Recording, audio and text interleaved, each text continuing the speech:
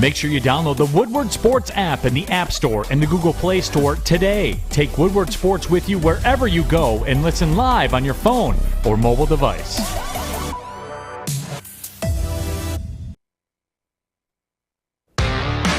Good morning, everyone. Welcome to the Morning Woodward Show right here on the Woodward Sports Network, featured on the Roar 93.5 FM, 99.1 FM, and 94.7 HD2. Good morning, everyone. Happy Tuesday. It's a short week, so this means we're almost to the weekend, right, guys? Yay! I think only Fish is excited. How can you not be excited for Thanksgiving?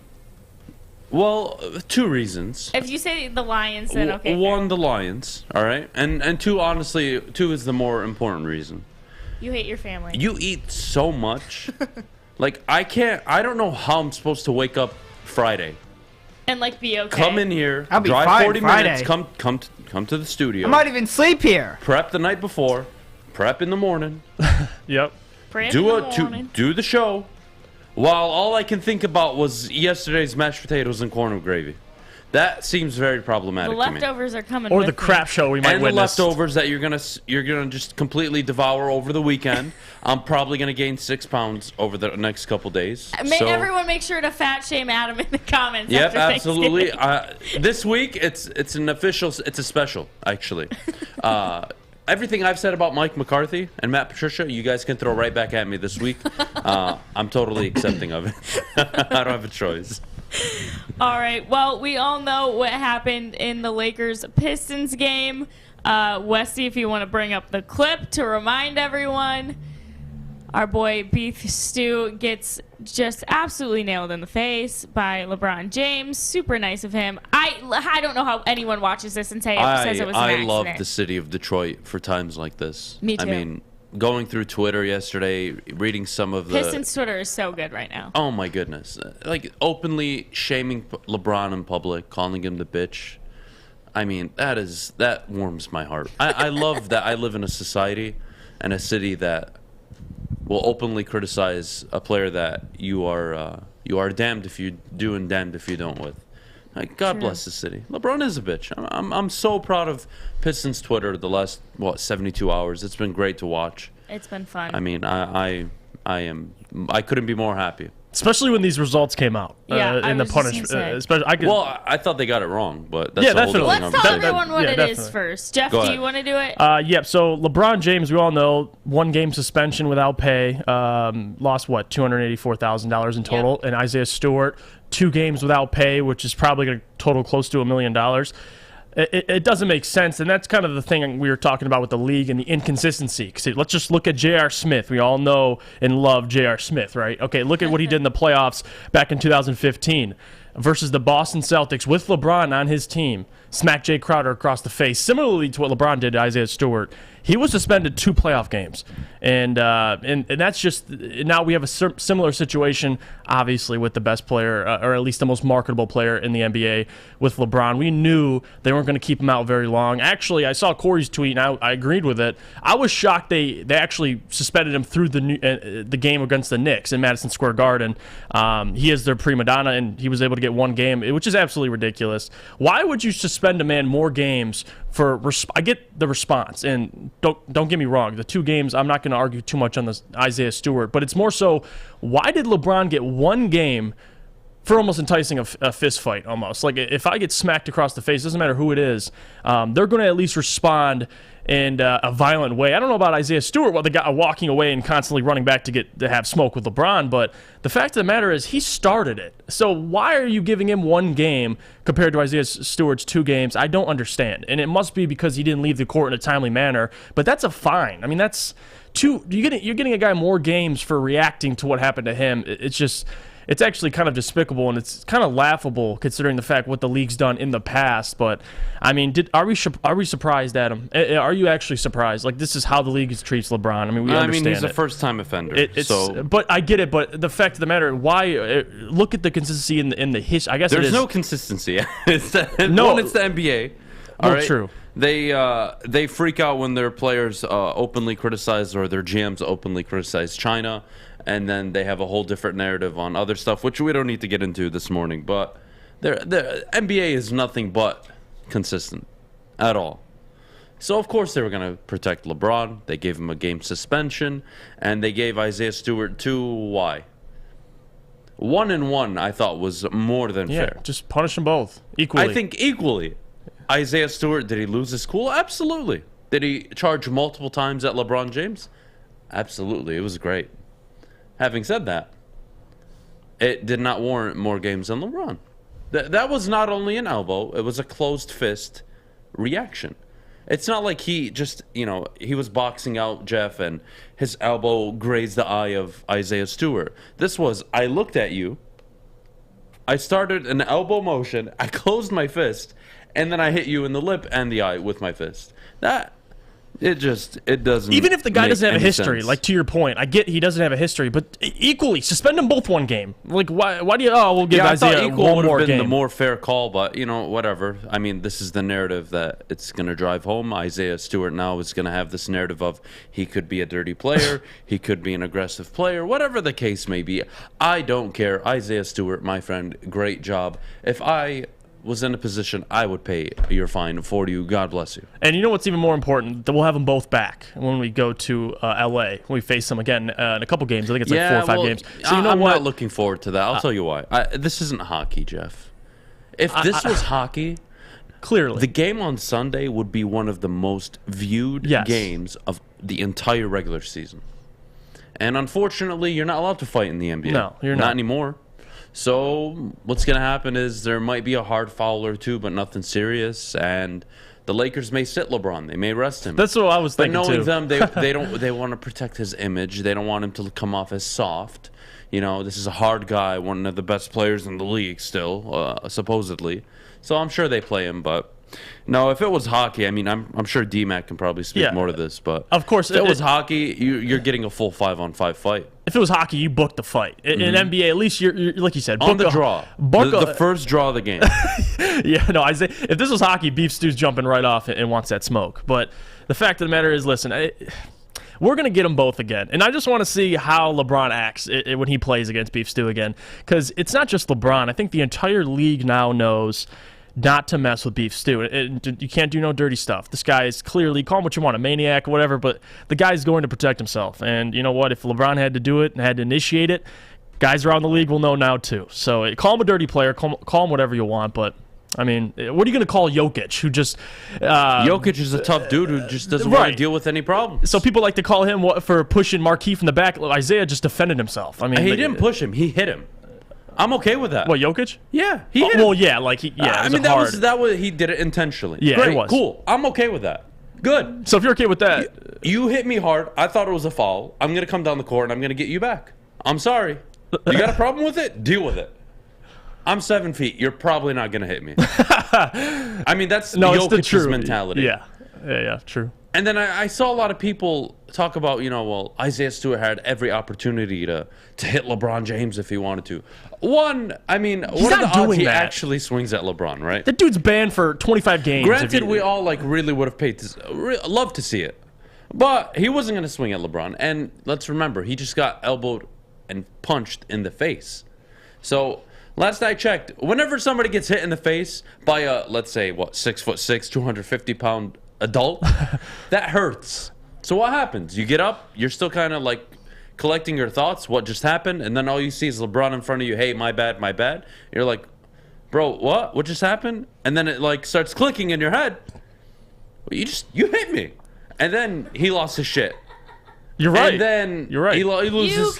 He loses. I don't care, Kennedy. I know. Sorry, enough. J-Dog. I say what I want. He's right? 33, and this is how you treat I'm paying him. to give my opinion and using my words Justin, and my set of deserve a raise. vocabulary.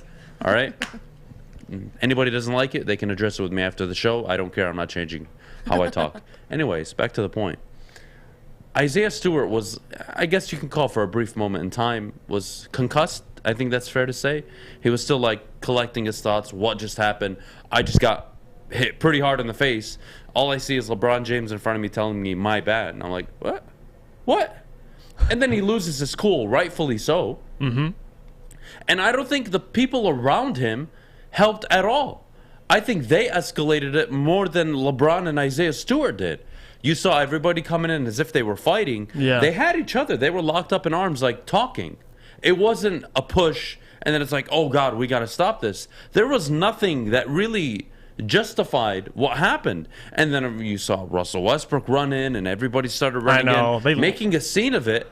And then Isaiah Stewart got really pissed off. Because then he realized he was bleeding, I think. And then he started dripping from his blood. face, yeah. And then he lost his cool, and everybody around him was losing his cool. So how is he getting suspended more than I just find it hilarious. So basically, in that instance, Isaiah Stewart, the NBA is expecting him to get up, wipe the blood, and say, "It's okay, LeBron. You didn't mean to hit me." And then get off the court, and then everything's all situated. Like, that's just not how the league works. If anybody, I think it was a dirty hit. It definitely was dirty. It was the definition of a dirty play. Yes. And I'm sorry, I know it's the golden boy. I don't care. Doesn't have a history. When you do something that was really dirty. And I wish I could sit up here on a Tuesday morning and say, LeBron, it was an accident, guys. We're overreacting. No, not at all. That was eye contact, close the fist, and I'm going at, like, that was so clear. And any LeBron slappy or just NBA fan that wants to defend it is absolutely hilarious. They didn't watch the replay, clearly. No, they just don't want to see it. I mean, this is why we have the problems we have in this country. You can tell somebody the sky is blue, but damn it, if it's green to them, it's green. So you're not changing their mind. But regardless, you know what was great too at the end when that transpired? If you look in the crowd, I think Rip and Ben Wallace were there in the crowd, so they're probably sitting back, just memories. Yeah, PTSD. Yeah, they're like they're just like chilling in the stands, like, oh, I remember. Waiting for the drink. Yeah. I'm still disappointed in Alex Westphal. How he still works here is beyond me. How are you at the game and you decide not to throw something at him? How? What kind of fan are you? Defend yourself. Yeah, turn your mic on, Alex. We're waiting. Big Al, big Defend Al. yourself. I mean, I was on the other side of the stadium from LeBron, so I don't think I could have made the throw. So you could have hit him with a soft pretzel. You could have taken off your shoe. Yeah. I still don't think I would have made it there. Sorry. I don't know. I should have done better. Can we agree on this though? If LeBron got hit with the hand, he might be in the hospital. There would be a memo across the league. He might be in the hospital. Every NBA front office would have received a memo. Guys, that is LeBron James. It is unacceptable that any of your players ever do something like that. We suspended Draymond Green 2 games in the NBA Finals because he gave him a love tap in the nut area. It was a 1-game suspension, right? It wasn't 2, but regardless. In the nut area. This is if that was LeBron. Oh my goodness! I'm hoping LeBron gets elbowed in the next few games. That way I can see the league's reaction. Because whoever's gonna elbow LeBron is getting 5-10 games minimum, and it's gonna be so funny to watch. No, LeBron would have been at Henry Ford if he would have got hit by Isaiah Stewart. He would have been carted off. You thought Paul Pierce was bad? LeBron would have been carted off, helicoptered to the nearest hospital. It would have been a whole thing. But we got to go to break, Kennedy. We do have to go to break. When we come back, we will recap Monday Night Football for you guys, so stick around for that. But first, our friends over at Northwestern Tech. Yeah, Northwestern Tech provides fair opportunities for everybody. Start a new career in an industry that is always essential. It's the heating and cooling industry. You can learn more today by visiting northwesterntech.edu. Hi, I'm David Hall from Hall Financial. With mortgage interest rates unbelievably low, the stakes to find your new home have never been higher. And that's why Hall Financial's exclusive realtor network allows us to connect you with a top-rated realtor in your area, making sure you take on the housing market and win. Hall Financial has earned over 4,000 five-star reviews because of our technology and our commitment to closing your loan fast. 866-CALL-HALL or chat with us online at callhallfirst.com. Your Detroit alternative to the normal sports blah, blah, blah. It's Woodward Sports. Welcome back, everyone, to the Morning Woodward Show. All right, getting into Monday Night Football from last night. The Bucs beat the Giants 30-10. Not a great game from Daniel Jones. 38 attempted throws, 23 were actually caught. 1 touchdown, 2 interceptions. I like him, too, so this bums me. You like Daniel Jones? I do. Why? Don't tell me because he's cute. I actually like his girlfriend on TikTok. That's actually okay. That's fine. You can like his girlfriend. I don't like him. I don't like his play. Just threw a flag at me. Deservedly so. Look, guys, I don't sit up here often and say like, hey, this guy needs to get fired right now. When I do, you know it's serious. Dave Gettleman needs to go. He just does. Yeah. Saquon Barkley, number 6 overall. Trading up Daniel Jones. You're done, man. You're done. Big money signing in Kenny Golladay. What, 2 catches last night? 3 catches? Yeah. No, Daniel Jones not 0-8 in prime time. He's a nice mobile quarterback. If you need a quarterback, he's an okay option if you're really desperate. But when you're trying to turn a franchise around, you need a franchise quarterback. And last I checked, Daniel Jones is definitely not that. Last night, if it didn't make it any more clear for Giants fan, Dave Gettleman needs to go. They need a new project. I like Joe Judge, because he's given me kind of something I can see. Like, I've seen them put together decent games, but what also drives me nuts is the penalties they commit. So with Joe Judge, he's really he's walking on a tightrope right now. And what I do if I'm in the New York Giants organization is I fire Dave Gettleman mid-season, done, pull the plug. I start my search for a new GM. The new GM comes in. I tell the GM, this is your head coach for 1 year. You can make the decision after 1 year if you want to move forward with Joe Judge or if you want to move forward with somebody else. We'll give you the complete autonomy there. Having said that, we do want to see him for another year. We think he deserves at least 1 more year. At least that's what I would do. And if Joe Judge doesn't pan out and the first year is really bad, considering Daniel Jones as your quarterback, I mean, what do you really expect there? But having said that, still, you move on. And if he somehow overachieves and you're like, okay, if I get a quarterback around this guy, maybe we can do something special, then you keep him. But this is where you're at if you're a New York Giants. If you're a New York Giants fan this morning, they're really bad. Yeah. They're just really tough to watch. I like their defensive front, but Jesus, their secondary is awful. They got picked apart yesterday. They played 2 high safeties. They played zone. It was so easy for Brady to just drop back and dissect it and absolutely tear it apart. There was no stopping the Buccaneers last night. And honestly, if the Buccaneers wanted to, they probably could have put up 42, 48 points. Easily. It was that kind of night. Bruce Arians knew it. He benched his players for the 4th quarter. Or at least, 4 or 5 minutes into it, he just sat everybody. So there's your story of the game. It was too easy of a game. I think the takeaway is Gettleman needs to go. Yeah. He's proven he can't hit on first-round draft picks. And that's it. When you're a GM and you whiff on the quarterback, that is the most damning part outside of hiring the wrong head coach. If you can't hire the right coach or get the right quarterback, you're not going to be a successful GM in the league. And Dave Gettleman is nothing but that. Sorry. It's funny you actually brought that up. That was really the point and the main thing I took from last night's game is very same thing. Number one, Daniel Jones, that experiment is, I mean, listen, coming out, yes, he was the right decision over Dwayne Haskins. Doesn't make him the right decision. Daniel Jones, 3 seasons. You're expecting that Josh Allen progression. It's his 3rd season. Had a great rookie year. If you'd call it, 27 touchdowns, 14 interceptions. Since then, he just hasn't been able to figure it out. And I think the Giants, more importantly, really hang their future on 3 pieces. It's Dave Gettleman, Joe Judge, and Daniel Jones. And 2 of those pieces are failures. You need to get rid of Joe Judge. Like to your point, you keep Joe Judge for a year, let the GM decide. But more importantly, Dave Gettleman and Daniel Jones, that experiment's over. I mean, this is a team and a franchise, respectable franchise, might I add, that over the last couple seasons, they hire in Joe Judge. They go 6-10 last year during a COVID year, during a year where the Cowboys had their off year, and now you have an NFC East that is still bad, but the Giants are the worst team in the division. I mean, it's the Eagles are 5-6, the Washington football team with Ron Rivera are 4-6, and your team with Daniel Jones and a pretty respectable defense. I think they have pieces, but more importantly, it's the quarterback. I mean, you have receivers. Their offensive line has never been good. So maybe it's their fault for failing to protect Daniel Jones. But the fact of the matter is they need to take a quarterback this year, whether it's a flyer or if it's a guy they personally like. But they got to get a new quarterback, at least behind Daniel Jones. I mean, they have Daniel Jones and Mike Glennon.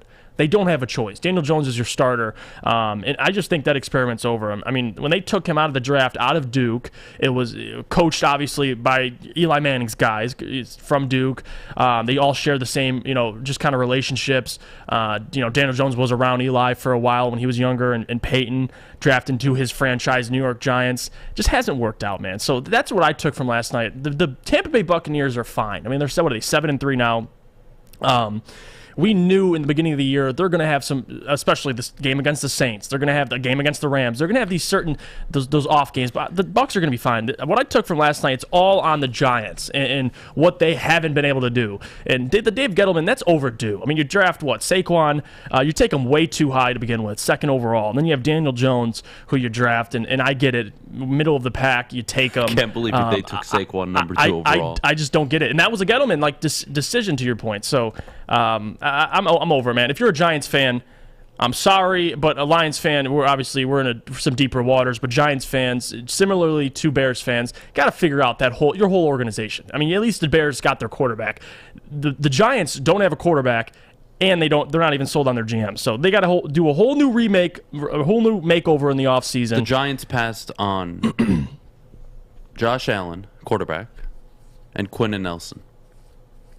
2 absolute all-pro studs. Yep. For Saquon, who's been injury-riddled. And let's be honest, guys, running back, you don't need to take in the first round. Go look at the NFL right now. Antonio Gibson, 3rd-round pick, doing just fine in Washington. Jonathan Taylor, Heineke, 2nd-round pick, dominating the league. Our good friend, who could forget another 2nd-round pick? DeAndre Swift. Yep. Doing very well this season. You don't need to take a running back in the first round to be successful. My goodness, what more do GMs need to see? They talk to me all the time. Adam, analytics. Analytics, Adam, look at the analytics. Last I checked, all the analytics point to that the running back position is probably one of the easiest to fill a void in. The league is full of athletes. You can find a running back. Go look at the top tier running backs outside of Derrick Henry, who's now hurt. What team is relying on their running back? And it translates to wins. The Panthers? Mm-hmm. Nope. Vikings? Meh, not really. The pass offense is really good. Who else? Nick Chubb? I mean, they're designed that way, so maybe it works there. But Nick Chubb, when was Nick Chubb drafted? Oof, oof. I'm really curious now. I believe he was Probably, even later. 2nd round? Yep, 2nd round pick. He was later. Yep. Not number 2 overall. We bashed the Jeff Okudah pick. Oh my goodness, what's happening in New York? A running back number 2 overall in the 2010s? This is a 1980. It's a passing league. And they passed on an offensive lineman. And then they go and they'd pass on Josh Allen. Unbelievable. They go to that draft. And then they take Daniel Jones, number 6 overall, Dexter Lawrence, DeAndre Baker. They're no longer with the teams. You look at his past 3 drafts. The one good spot I could point to was Darius Slayton in the 5th round. That's a good pick. That is a good pick. That's good value. And then Andrew Thomas, number 4 overall. Okay, but dude, you're picking top 5 every year. Yeah. Can you get him right? Dave Gettleman has had more than enough time. I'm completely off the. I was never on the Gettleman train, but Jesus Christ! I mean, before the season started, I said he needed to go. We're 10 games in now, 11 games. Come on. Yeah. New York. I mean, New York, famous for its media. Come on. Let's get this going. O'Mara's, stop being so patient. Because look, in the same city, Salah. Look at Salah and what they're doing. And especially where they have a similar record. And you're going to sit here. First-year GM, I'm not going to slate them. I mean, look, the New York Jets project next year, you evaluate but it. We can just like with the Lions. 100%. Next year, after 2 full drafts, 2 full off seasons, and then you can kind of evaluate the GM, and you can kind of get an idea, and then you can kind of look at the coach and say, okay, you do this well, you don't do this well. Can you overcome those mistakes and things you don't do well to turn this team into a good winning football team? And if you can't, okay, then we got to go and we got to move on. Right. Look what the Browns are a very recent example. Didn't like the GM, went and got Andrew Berry. Didn't like any of their head coaches, got Stefanski, solved all their problems. And they're doing just fine. And look at we keep saying it, but the Murray drafting Rosen, next year Josh Rosen, fixing your own error, admitting your mistake, and drafting Kyler Murray #1 overall the next year. And look at you now. Mm-hmm. I love people that are willing to admit they're wrong and not double down on their mistakes. So we'll have to wait and see. But I think in New York, it's done. I think it's done. And to your point about the Bucs, look, they have Tom Brady, the best quarterback in the NFL right now in terms of pre-snap adjustments. He will figure out what you're doing before you even call the play. Mm-hmm. And that is a huge advantage come playoff time. I'm not going to panic on the Bucs. They can lose the next 2 of the next 4 games. I'm not going to press the panic button. This is a team that they have earned the respect and the patience. This isn't some team that's unproven, that like a Buffalo Bills, let's say, an unproven team, haven't won a Super Bowl, haven't won an AFC title game, haven't gotten to the Super Bowl. This isn't a team where they're trying to earn your respect. The Bucs won the Super Bowl. They're the defending champions. They've earned my respect for the year. If they want to finish the year 11-6, be my guest. I trust Tom Brady come playoff time. So I'm not even going to worry about it. So the Bucs are looking good moving forward. They look like a top team. Their secondary will continue to get healthy as the season goes on. Vita Vea, I mean, probably one of the most underrated D linemen in the league right now. Using him at He'll be fullback. back either next week or the week after. Bucs will be just fine. They look good moving forward. Yeah, that's the only thing you really could take out of last night. It's New York Giants and the dysfunctions they have, and how the Bucs are going to be just fine. So I wouldn't worry about them. We'll talk about the top 10 rankings though in the NFL. It's going to get interesting. All right, you guys, when we come back, we will be talking about our friend Penei Sewell. But before we go, our friends over at MyBookie. Well, before we get to MyBookie, I don't know what AC is talking about. Saquon was a good pick, my friend? Please, I'm waiting for a response. Saquon was a good pick. Stop it, Adam. Oh, my goodness. MyBookie. Let me talk to you about MyBookie. You can bet from any time, anywhere using MyBookie. Turkey Day at MyBookie gives you plenty of reasons to be thankful, starting with a $250 risk-free bet on Thursday afternoon when the Dallas Cowboys host the Las Vegas Raiders. Bet on the spread between the Raiders and the Cowboys at MyBookie. When you win big. And if you don't, MyBookie will give you a free $250 to bet with and recover your loss. It's a $250 risk-free bet, guys. There is nothing to lose here. Sign up today using code Woodward. They'll match you dollar for dollar. Put in $250, they're going to give you $250. You put in $500, they're going to give you $500. Guys, it's the holiday season. No better time to bet than at MyBookie. And you get a $250 risk-free bet. Remember that. That is very key. Having said that, if you do have a gambling problem, please call 1-800-270-7117. Tony is a third-generation logger that has a simple, practical approach to life and work.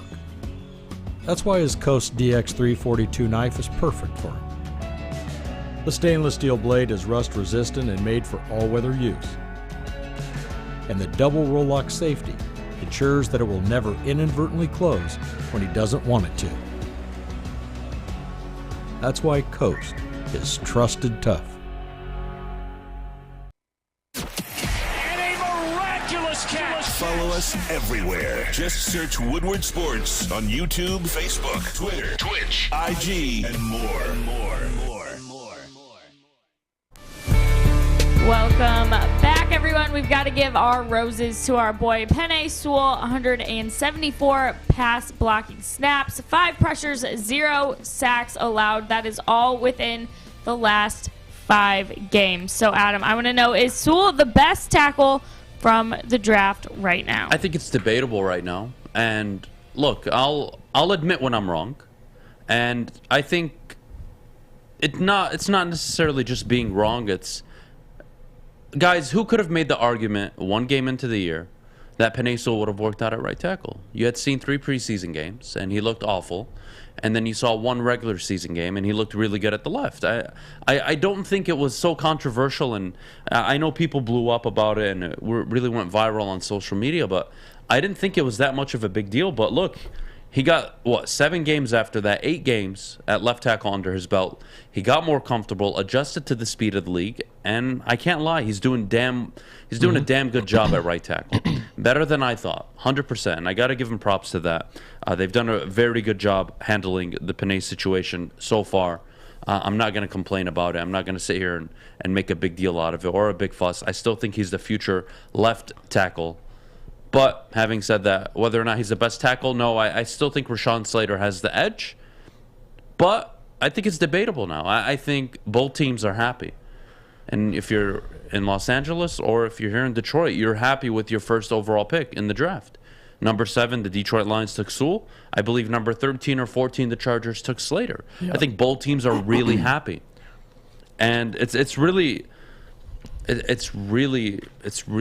clear as sight for me. I mean, I don't even know where to go with it after that. I think both teams are just really happy. Whether you want to debate which one is better, be my guest. But I think in 3 years from now, 4 years from now, both are going to be all-pro tackles. And neither fan base is really going to be upset about it. Yeah, and that's the big picture. Like, what do these two guys, Rashawn Slater and Penei Sewell, look like in 3-4 years? I think they're both going to be one of the best tackles in the league. So it's not about who made the right pick. It's more so I think the Lions just absolutely nailed their pick, and we all loved the pick, obviously, on draft night. It was more so about the conversation about, listen, this is a guy who's played left tackle. He has played stints at right tackle, but this is the NFL. Like, where are you going to be most comfortable?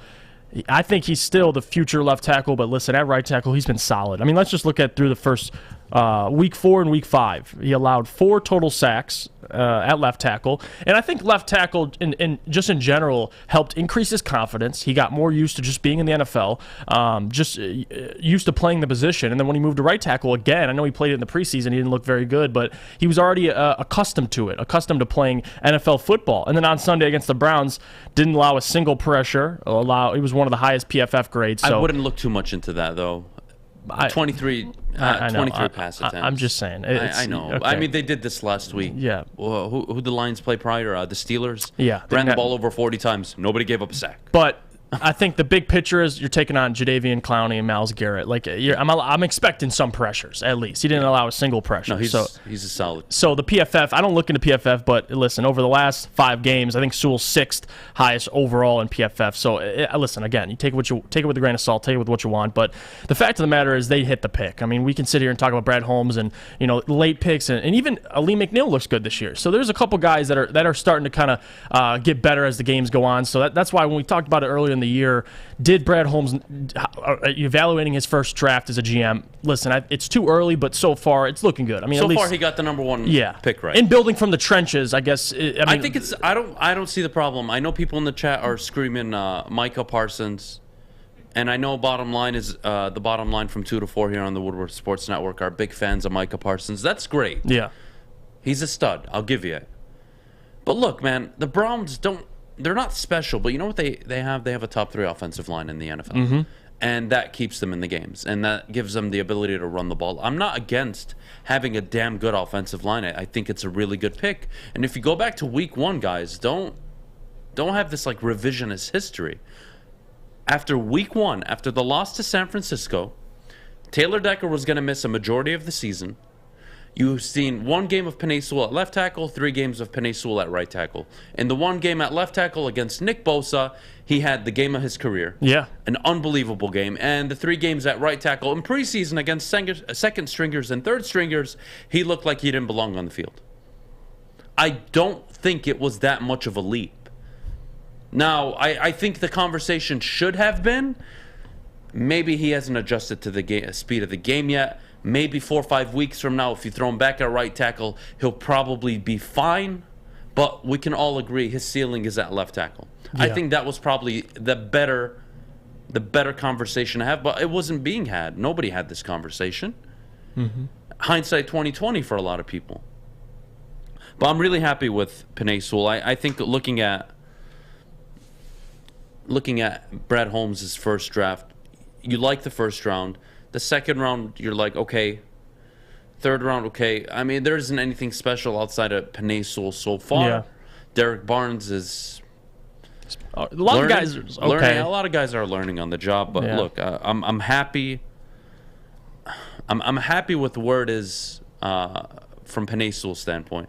I'm happy to see him growing. I'm glad he's adjusting well. I'm glad he's the dominant prospect that everybody kind of projected him to be. And we talked about this. Why did he fall to 7? This is a guy that in any other draft is being taken 2 or 3 overall. Why was he gone at number 7? Well, recap. Trevor Lawrence, number 1, they needed a quarterback. Zach Wilson, number 2, they wanted to take a quarterback. Number 3, Atlanta, Kyle Pitts. Number 4, Trey Lance. Yeah, Trey Lance. And number then 3 Waddle. overall, San Francisco, they traded up to get a quarterback. Number 4, Kyle Pitts, generational tight end. He is blossoming just fine. I don't think anybody can knock Atlanta for that pick. Right. Number 5, Jamar Chase, can't knock the Bengals for it. And number 6 is where it gets interesting. How do you not take a Penei Sewell if you're Miami? You want to protect your quarterback. They don't.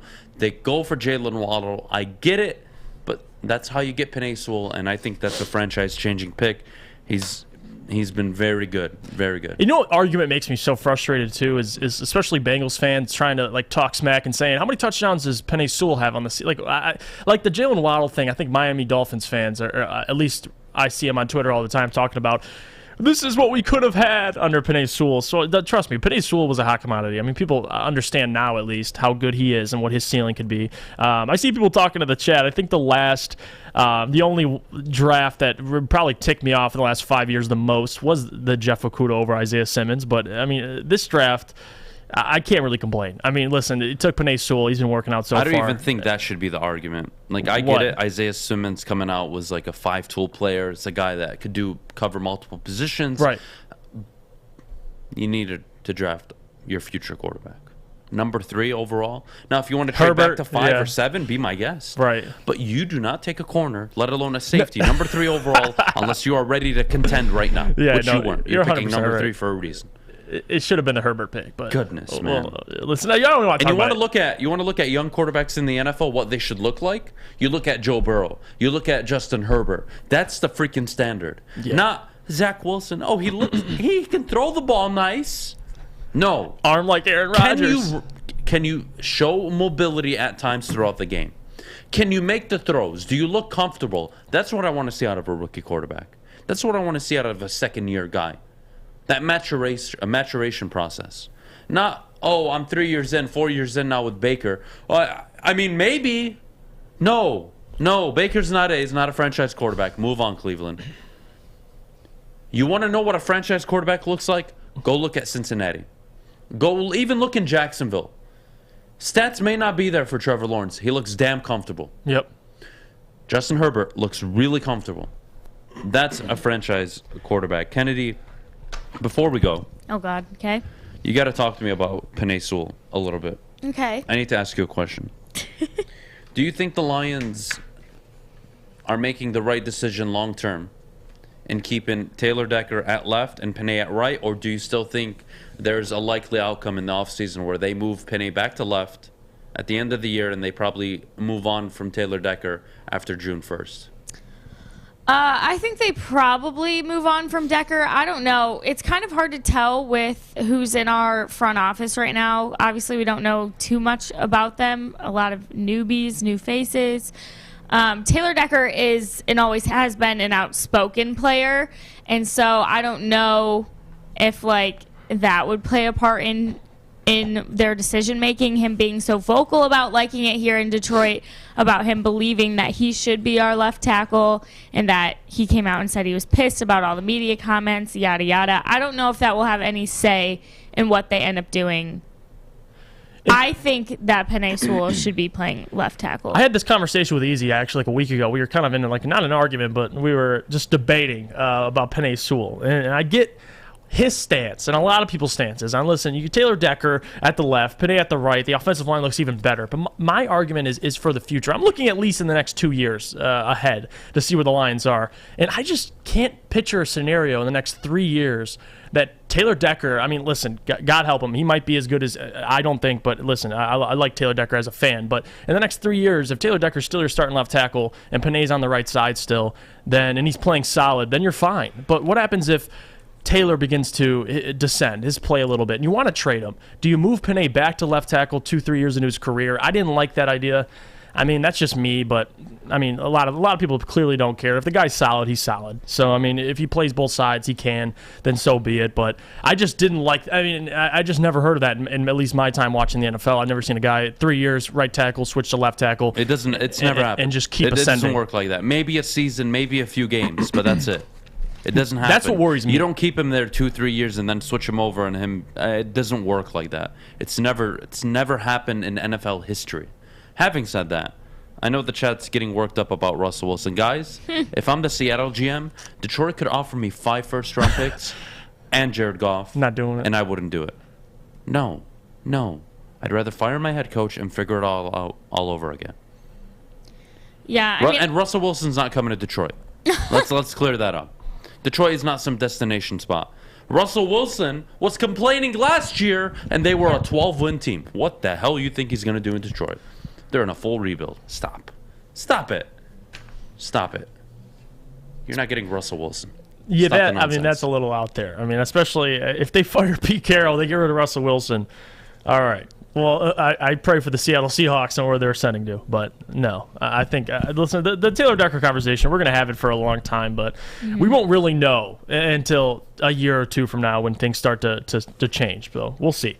I mean, bottom line is we're not in a win-now situation. We're not going to be next year. We're not in it now. So why not 3 years just... out, you're probably looking at a team. So when Decker's 31 with a year and a half left on his deal, right, you may have a good football team. And that's maybe. That's not a guarantee. So boot him now, in my opinion. But no one listens to me. All right, coming up next, we've got Top 10 Tuesday. These guys will give you their top 10 NFL teams. But before we go, our friends with the best defense over at Guardian Alarm. Yeah, we talk about the offensive line. Let me talk about a defense, and that's Guardian Alarm because they get it. A good defense on and off the field helps you feel secure. Guardian Alarm has state-of-the-art technology that helps you feel safe, all with 24/7 local monitoring. Guardian Alarm also has convenient features that let you check in on your home, control lights and temperatures, detect smoke or carbon monoxide. It will even let you lock and unlock your doors. Call 800-STAY-OUT today. That's 800-STAY-OUT today. Guardian Alarm has been trusted for over 90 years at keeping families safe. Woodward Sports. This part of the show today, watch again on YouTube or download the podcast anywhere you listen to podcasts. Fellas, football season is here. It's time to make your grooming experience easy like Sunday morning. Get to Lady Jane's Haircuts for Men. Walk in, relax, watch your favorite team play, and before you know it, your hair will be game ready. Get to Lady Jane's, open 10 to 8, 7 days a week. Walk in anytime. It's wicked awesome. Make sure you download the Woodward Sports app in the App Store and the Google Play Store today. Take Woodward Sports with you wherever you go and listen live on your phone or mobile device. Welcome back, everyone, to the Morning Woodward Show. All right, it is time for Top 10 Tuesday. So, Jeff, let's start with your team at number 10. Team has taken quite a drop off, but at the same time, they're not going to stay at 10. We know this. I mean, especially if a lot of guys pick them to be in the Super Bowl. It's just this is mid-season like rankings, and I have right now at 10 the Buffalo Bills. And after that loss, yes, they completely obliterated the Jets, but might I add, they lost to the Jaguars, and now they got blown out to a very good Colts team. But at the same time, all 9 teams in front of the Buffalo Bills for me, I think, are just performing better as of late. So I have the Buffalo Bills at 10, but they will not stay there very long. What about you, Adam? What's your 10 team? Number 10, I've got the Buffalo Bills. Okay. Buffalo Bills, I mean, look, really not looking good the last few weeks. They got to get their act together. I still think they're one of the most complete rosters in the NFL. Having said that, they're just going through little bumps in the road right now. So I'm sure in 2-3 weeks from now we'll be talking about them as a top 6, top 5 team. But for now, top 10, they're going to be number 10 on my list this week. Who's your 9? Number 9, I've got the Kansas City Chiefs. Chiefs are not back. Let me preface this. They beat the Cowboys at home by 10 in a game it looked like they should have won by probably 30. The Cowboys had nothing going on offense. They were missing their 2 best edge rushers. And you only put up 19 points, 20 points? Can't happen. Can't win by 10 at home against a team that scored, what, 10 points? Yeah, they only scored 10. No. Chiefs are not back. They're getting better. They're getting there. But I don't see that we've grown accustomed to seeing with the Kansas City Chiefs. That's made them so special, which is why I don't think they come out of the AFC this year. Having said that, this week they're going to be 9 on my list. 9? Listen, Kansas City's actually, I'll get into them after. They're close to 9. But 9, I have the New England Patriots, and they will probably continue to ascend, especially in a division where I think they can really challenge the Buffalo Bills. I don't know in terms of the long run, but they've faced them, I believe, this week or next week. And they faced them 2 times before the end of the season. So we'll find out a whole lot about where they differentiate in terms of the rankings. But I have the New England Patriots at 9. And listen, Mac Jones, I'm a big fan of his and a fan of just the defense. They've been shutting out opponents. They let up 3. They shut out Atlanta, let up 3 points the week before. So they've been on an absolute tear. I think they deserve 9 for me. And yeah. 8. I have Kansas City Chiefs at 8. So to your point, look, Chiefs are fine. The defense has been really good the last few weeks, which is surprising. But what is going to get this team over the top? Their offense, and they just don't look the same. They came out opening few drives, touchdown, and a field goal, and it was nothing after. It was really a tough game to watch. It was a lot of like, hey, you should be winning by more, you're not. And yes, a win's a win, and yes, the defense played well, but they played well against an Amari Cooper-less and CeeDee Lamb-less Dallas Cowboys team. I'm not going to overreact to it and shoot them up in my rankings. Number 8, the Indianapolis Colts. My goodness, this has been my crush team all year. I'm absolutely in love with them. They're going to move up to number 8 this week from 10. They were number 10 last week. Mm-hmm. Look, they have their formula. Run Jonathan Taylor. When he gets over 100 yards from scrimmage and scores a touchdown, they typically win the football game. That's their formula. Don't make Carson Wentz drop back 30, 35 times. Run Jonathan Taylor 25, 26, 27 times, and you will see the dividends pay off. It's that simple. Number 8 for me, Indianapolis Colts. Jeff, number 7. 7, I have the Dallas Cowboys. And listen, that loss against the Kansas City Chiefs, they were missing CD and Amari Cooper, and they still don't have DeMarcus Lawrence. But at the end of the day, they did lose. And I had them higher ranked last week, but they fall a little bit, especially after that Denver Broncos loss. Now you lose to the Kansas City Chiefs. So you're going to fall, of course, but I think they'll bounce back. I have them at 7 as of right now. All right, Baltimore, number 7 for me this week. Okay. Tough win against Chicago on the road, last-second win with a backup quarterback. John Harbaugh just continues to show why he's one of the NFL's best coaches. Absolutely trust this team, trust the roster, trust the coaching staff. Even without Lamar Jackson, they took care of business. I got to respect it. For me, number 7 this week. Number 6, Jeff. Yeah, it would be Baltimore. And to everything you just said, John Harbaugh, can't give him enough credit. Tyler Huntley making his, first career start, coming out there and balling, getting a win. Obviously, Justin Fields left early, but Andy Dalton propelled them late in the game, and they still managed to find a way out with a W. So give credit to Baltimore. Lamar, I think him missing games, at least the one game, and especially coming off the loss against Minnesota, it's going to take quite a string of performances to propel him to the MVP conversation, but Baltimore's definitely still a top 10 team, so I have them at 6 for me. Baltimore. All right, number 6, the Los Angeles Rams. I wanted to drop them back a little more, but considering they're on a bye, it was kind of a tricky spot for them, so I left them at 6. They have a big game on the road this week against Green Bay. That is really going to decide whether or not they're a legitimate football team this year. Green Bay coming off a loss on the road to Minnesota. They're going to want to bounce back. Matt LaFleur doesn't lose back-to-back games very often. Sean McVay coming off a bye week very well. Very good record. They're very well coached. That's going to be the game of the week for me. Green Bay Packers versus the Los Angeles Rams. For now, the Rams at 6. They'll need to prove themselves for the remainder of the season if they want to be considered contenders in a top-heavy NFC.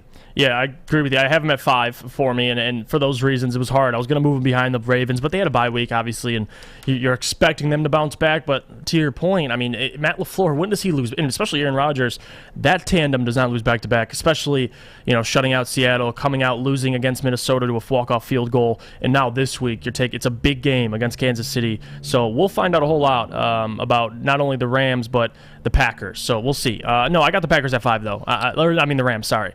The Rams at 5. Defensively, they're still solid. I think OBJ will start to find his footing, but is he better than Robert Woods? No. So offensively, Cooper Kupp's only going to elevate even more. So I'm excited to watch this game this week. I got the Rams at 5. All right, very good. I've got Tennessee Titans at number 5. Yes, they lost to the Texans. Yes, they were the number 1 team, I think, supposedly for the last few weeks in a lot of people's eyes, but I got to drop them. Look, they're missing Derrick Henry, and it's slowly going to come back to bite them. It may not happen now. They don't have Julio Jones. They're limited. Their schedule is going to get more difficult from here on out. I expect the Tennessee Titans to fall off, so I'm gonna predict it a little earlier than most. I'm gonna put them at number 5 this week, a big drop off from number 1 the week prior. Number 4, you had them, I believe, at number 9. I've got them at number 4. The New England Patriots are the 4th best team in the NFL right now. Bill Belichick has his team rolling. Defense looks solid. Mac Jones is doing what is asked of him, and there's nothing more dangerous than a team that consistently wins the turnover battle. And that's what the New England Patriots do so well. They're efficient on special teams. They don't make mistakes. They win the turnover battle. They don't shoot themselves in the foot with penalties. There you go. That is a typical Bill Belichick coach football team, and they're 7-4, top of their division. For me, the Patriots, number 4 in the power rankings this week. And it's actually going to get even more interesting because the Titans, who I have at 4, they did fall, of course. I think they'll fall even more. I mean, to your point, I think they face the Patriots this week, so we're going to find out a whole lot, not only about the Titans, but about the Patriots. And next week, they got the Jaguars and then the Steelers. So we're going to find out a little about the Titans, but as of right now, I have them at 4. They're missing Derrick Henry, their most important player. I mean, you can talk about Ryan Tannehill. They have receivers, of course, A.J. Brown, Julio, but at the end of the day, they're a run-heavy team. They're not going to pass and throw the football every single play. So they're going to struggle, and we understand that. So they lose, obviously, to the Houston Texans. They probably have a couple more losses built up, queued up for them. And right now I have them at 4. I love, honestly, the Patriots. Love the courage you put in them, especially in the top 4. They've been playing lights out. But I have the Tennessee Titans at 4. All right, very good. Number 3, I've got the Tampa Bay Buccaneers. Like I told you earlier, it's a team I respect. It's a team I trust. I know what I'm going to get out of them most likely week to week. I'm not going to panic on this team. I think they're a top 5 team for a remainder of the season. Maybe if they struggle, they're 6, 7 at the worst. But look, this is a team that's led by Tom Brady, Bruce Arians. I really like this football team. It's hard for me not to have them in my top 5. They're going to move up to number 3. A convincing win in primetime Monday night against the Giants. Yes, it's only the Giants, but I could make the argument in primetime 2 weeks ago, the Giants almost beat the Kansas City Chiefs. So yeah, I'm going to give credit to the Tampa Bay Buccaneers. They're number 3 for me this week. Yeah, and Tampa, they're number 3 for me as well, and especially Tampa. Like, we know they'll lose a string of games, especially last regular season, and then come out and absolutely just go on a run. And all that matters is what they look like in the playoffs. And you have number 12, the GOAT, behind center, so they will be just fine. I have them at 3. They're probably, I mean, listen, the 2 teams in front of them, it's still a shaky top 4. So a lot of teams could change interchangeable over the last, over the next couple weeks. So we'll find out. But Tampa Bay for me is 3, and that's just my belief in the GOAT. And I think they're going to be just fine. Number 2, I got the Green Bay Packers. And listen, talk about their loss against the Minnesota Vikings, a walk-off field goal. And it was, to their credit, the Packers were trying to come back, and Aaron Rodgers, 4 touchdowns. They almost did, but Minnesota just stayed strong and came out with a win. Listen, the Packers, I think this week, I don't know what the odds are against the Los Angeles Rams, but it's going to be good. Listen, Aaron Rodgers and the Packers, they're no doubt a top 3 football team. I have them at 2, and they deserve to be there. Defensively, they've been great, up until last week, of course, but defensively, they're starting to figure it out, and you have Aaron Rodgers. I think the loss of Aaron Jones will hurt them a little bit. They were missing 5 defensive starters. I'm not going to rail the Packers. I agree with you. I have them number 2 this week. Aaron Rodgers did his best to keep them in the game and win the game, but listen, they're going up against, I told you, very early on in the year, a scary Minnesota Vikings defense. They had returning stars from last year that were hurt. When healthy, Minnesota's a problem. You don't want to play them. They can run the ball, they can throw it, they can air it out, they can put up points, and they can play defense. That is a recipe for disaster if you're a team facing Minnesota come December, January. So I like Minnesota. I'm not going to kill the Packers for it. And number 1, we both agree, the Arizona Cardinals. Coach of the winning year. Again with a backup quarterback. They have proven their defense is legitimate. Offensively, they can move the ball. Cliff Kingsbury doing a very good job getting the offense rolling with a backup. Crazy to think that a team that's missing their star quarterback, with no star wide receivers, with no star running game, with a decent offensive line, is putting up numbers. Isn't that funny? God, it must be hard for other teams to do that. Colt McCoy looked like a franchise quarterback over the weekend. They ran the ball okay. Offensive line looked okay. Christian Kirk, Rondell Moore, nothing special. Zach Ertz. It's crazy. It's crazy. Some coaches can get something out of their offense. Unbelievable. Unbelievable. It's surprising. But yeah, Cardinals for me, number 1, Jeff. No, I agree with you. And we talk about Colt McCoy. Before people sit here, listen, Colt McCoy, he's in a good position, of course. Obviously, James, I would argue we have a better backfield. I would also argue we have a better offensive line, and I would argue we have a better tight end than Zach Ertz. But they're making it work. And Colt McCoy, 2 out of the 3 wins. I mean, that's all you can ask for out of a backup quarterback. Colt McCoy wins more 2 than what you can ask. 2 for. out of the 3, and the 2 against very good teams, might I add. Too. What did he beat? The 49ers, I think, 1 win. And then he just beat last week. He lost to Carolina, right? Lost to Carolina. They got blown out the gates by Carolina. Then they answered the call this week.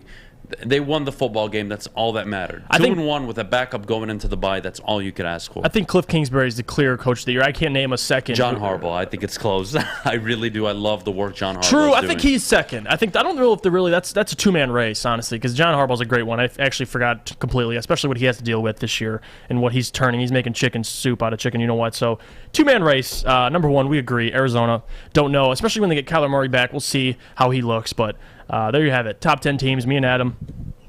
We got it done. All right, you guys. I love it. Up next, we will be reacting to the AP Top 25. So make sure you stick around for that. True. All right.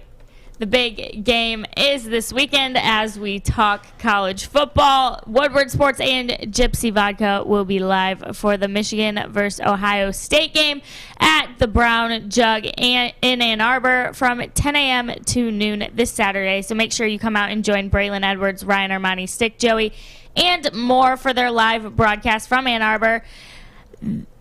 We will be live at the iconic Brown Jug in Ann Arbor to capture all the excitement of game day as the Wolverines take on the Buckeyes for the number 1 spot in the Big Ten. There will be drink specials and Michigan guests and alumni. So make sure you go out and join them for that. Adam and I will also be in Ann Arbor that day. So say hello. All right, coming up next, telling these guys all about the AP Top 25. I'm looking to bring on another HVAC tech right now. We are recruiting 5 to 10 techs a month. We're looking to grow and expand. Every new tech we hire is from Northwestern Tech. The hands-on training is fantastic. They're always my first call. We love hiring Northwestern Tech grads. They come out trained and ready to work. Our program is only 10 and a half months, and our next classes are starting soon. So why wait? I'm looking to hire Hire a graduate of Northwestern Tech. Northwestern Tech. Northwestern Tech. Northwestern Tech.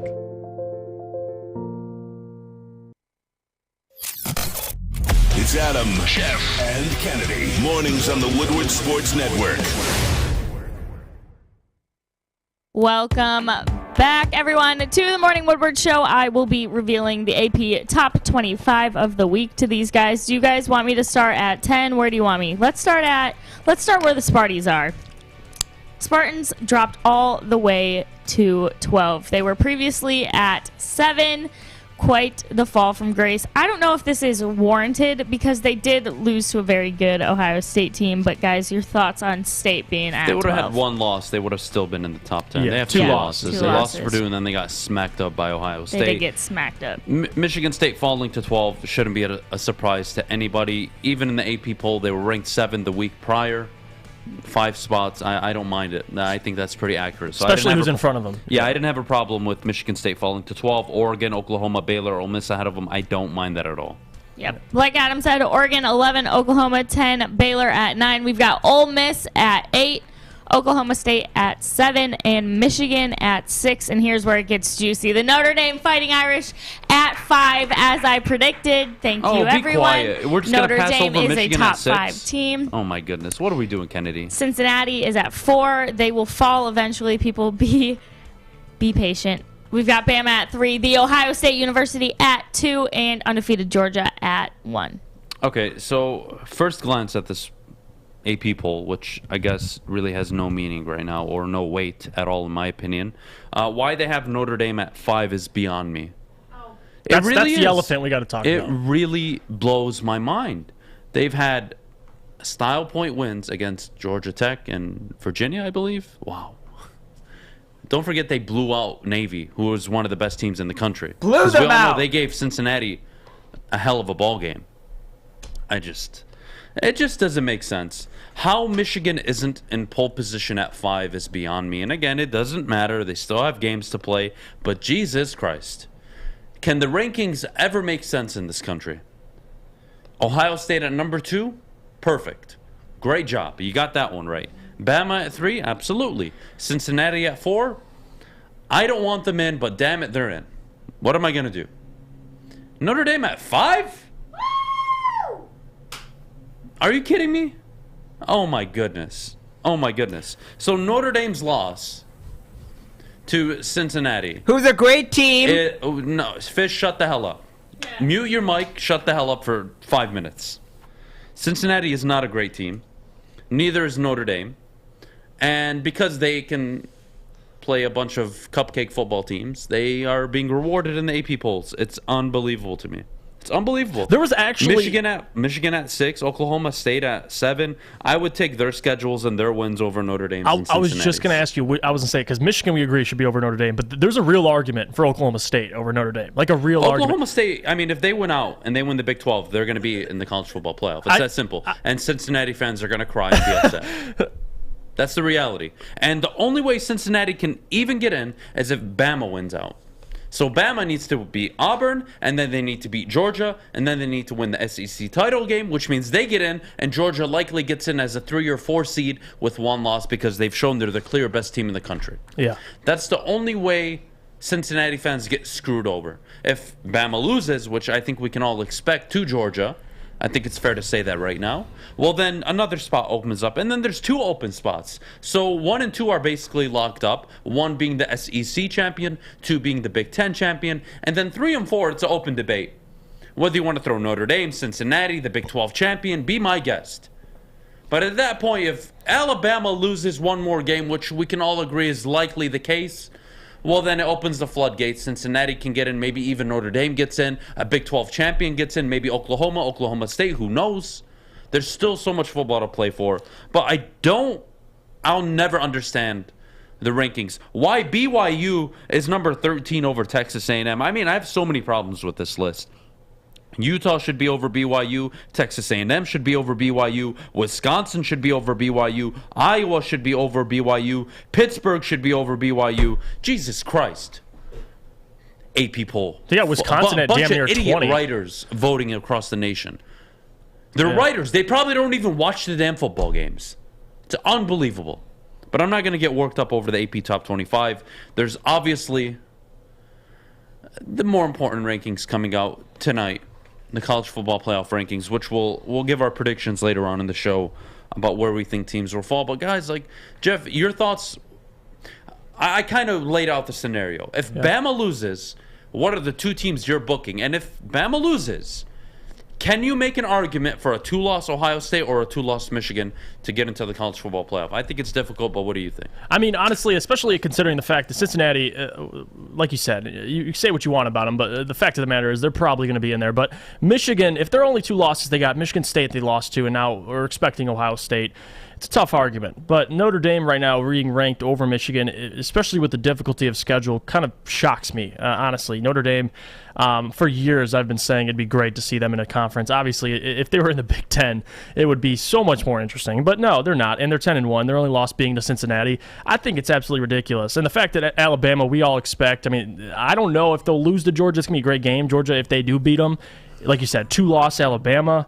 It's going to be even more interesting, but Notre Dame, I just don't get it. And that's why I don't really look too much into the AP stuff. I mean, this is just obviously Oklahoma State. Like we talk about that. I literally was just talking to my friend a week ago why Oklahoma State deserves more of a shot, but at the same time, this is AP, and this is where they're ranking teams. So, I mean, a 2-loss Alabama, I honestly want them to lose because I want to see what this pool does. I want to see what happens. If Alabama loses to Georgia, what they decide to do with the rest of the teams. I think that's what we all would be waiting for. That'd be great. Look, it would be let's great. say Cincinnati finishes undefeated. Yeah, which we I think they get in 100% if 100%. Bama loses. Okay. Yeah. Now, the question is there a 2-loss Big 12 champion or is there a 1-loss Big 12 champion? If there's a 1-loss, likely the Big 12 champ gets in being Oklahoma State. Likely. Having said that, if there's a 2-loss Big 12 champion, do you take a 2-loss Michigan or Ohio State over a Big 12 champion? And I think that's where things get interesting. Or do you skip both of those routes and you go, we're going to invite Notre Dame and Cincinnati to the college football playoff. And then they both lose by 70 and everybody enjoys their New Year's Day. Great job. Great job, college football. If your two Love losses are to two top 10 ranked teams, I mean, and you got a guy who's got a team that has one loss to a team that isn't even in a conference. I'm just tired of Notre Dame. How about you schedule or join a conference and earn it? You can't play in the Big East or be independent and expect year after year when they've allowed you in and you've gotten your asses handed to you that we're supposed to give you this respect or this cachet of it's Notre Dame. They always play the college football playoff well. They always do a great job. No, the only thing they do a great job at is getting their asses handed to them come New Year's Eve and New Year's Day. Excuse me. That's it. That's all they know how to do is lose big.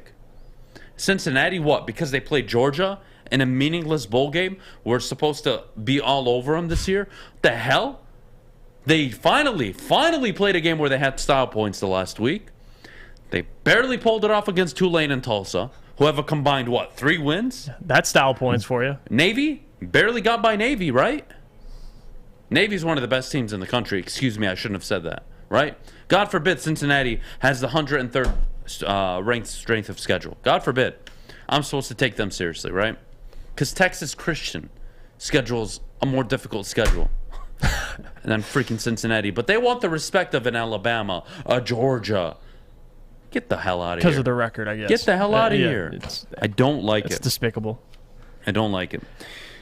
We got to move on. But before we go to break, I want to touch on Thanksgiving, Jeff. Let's do it. What are your Thanksgiving plans? Well, I'm going to Ford Field. I'll be at the game. God bless watching. you. I don't know what I'm going to be watching at them. I don't know what.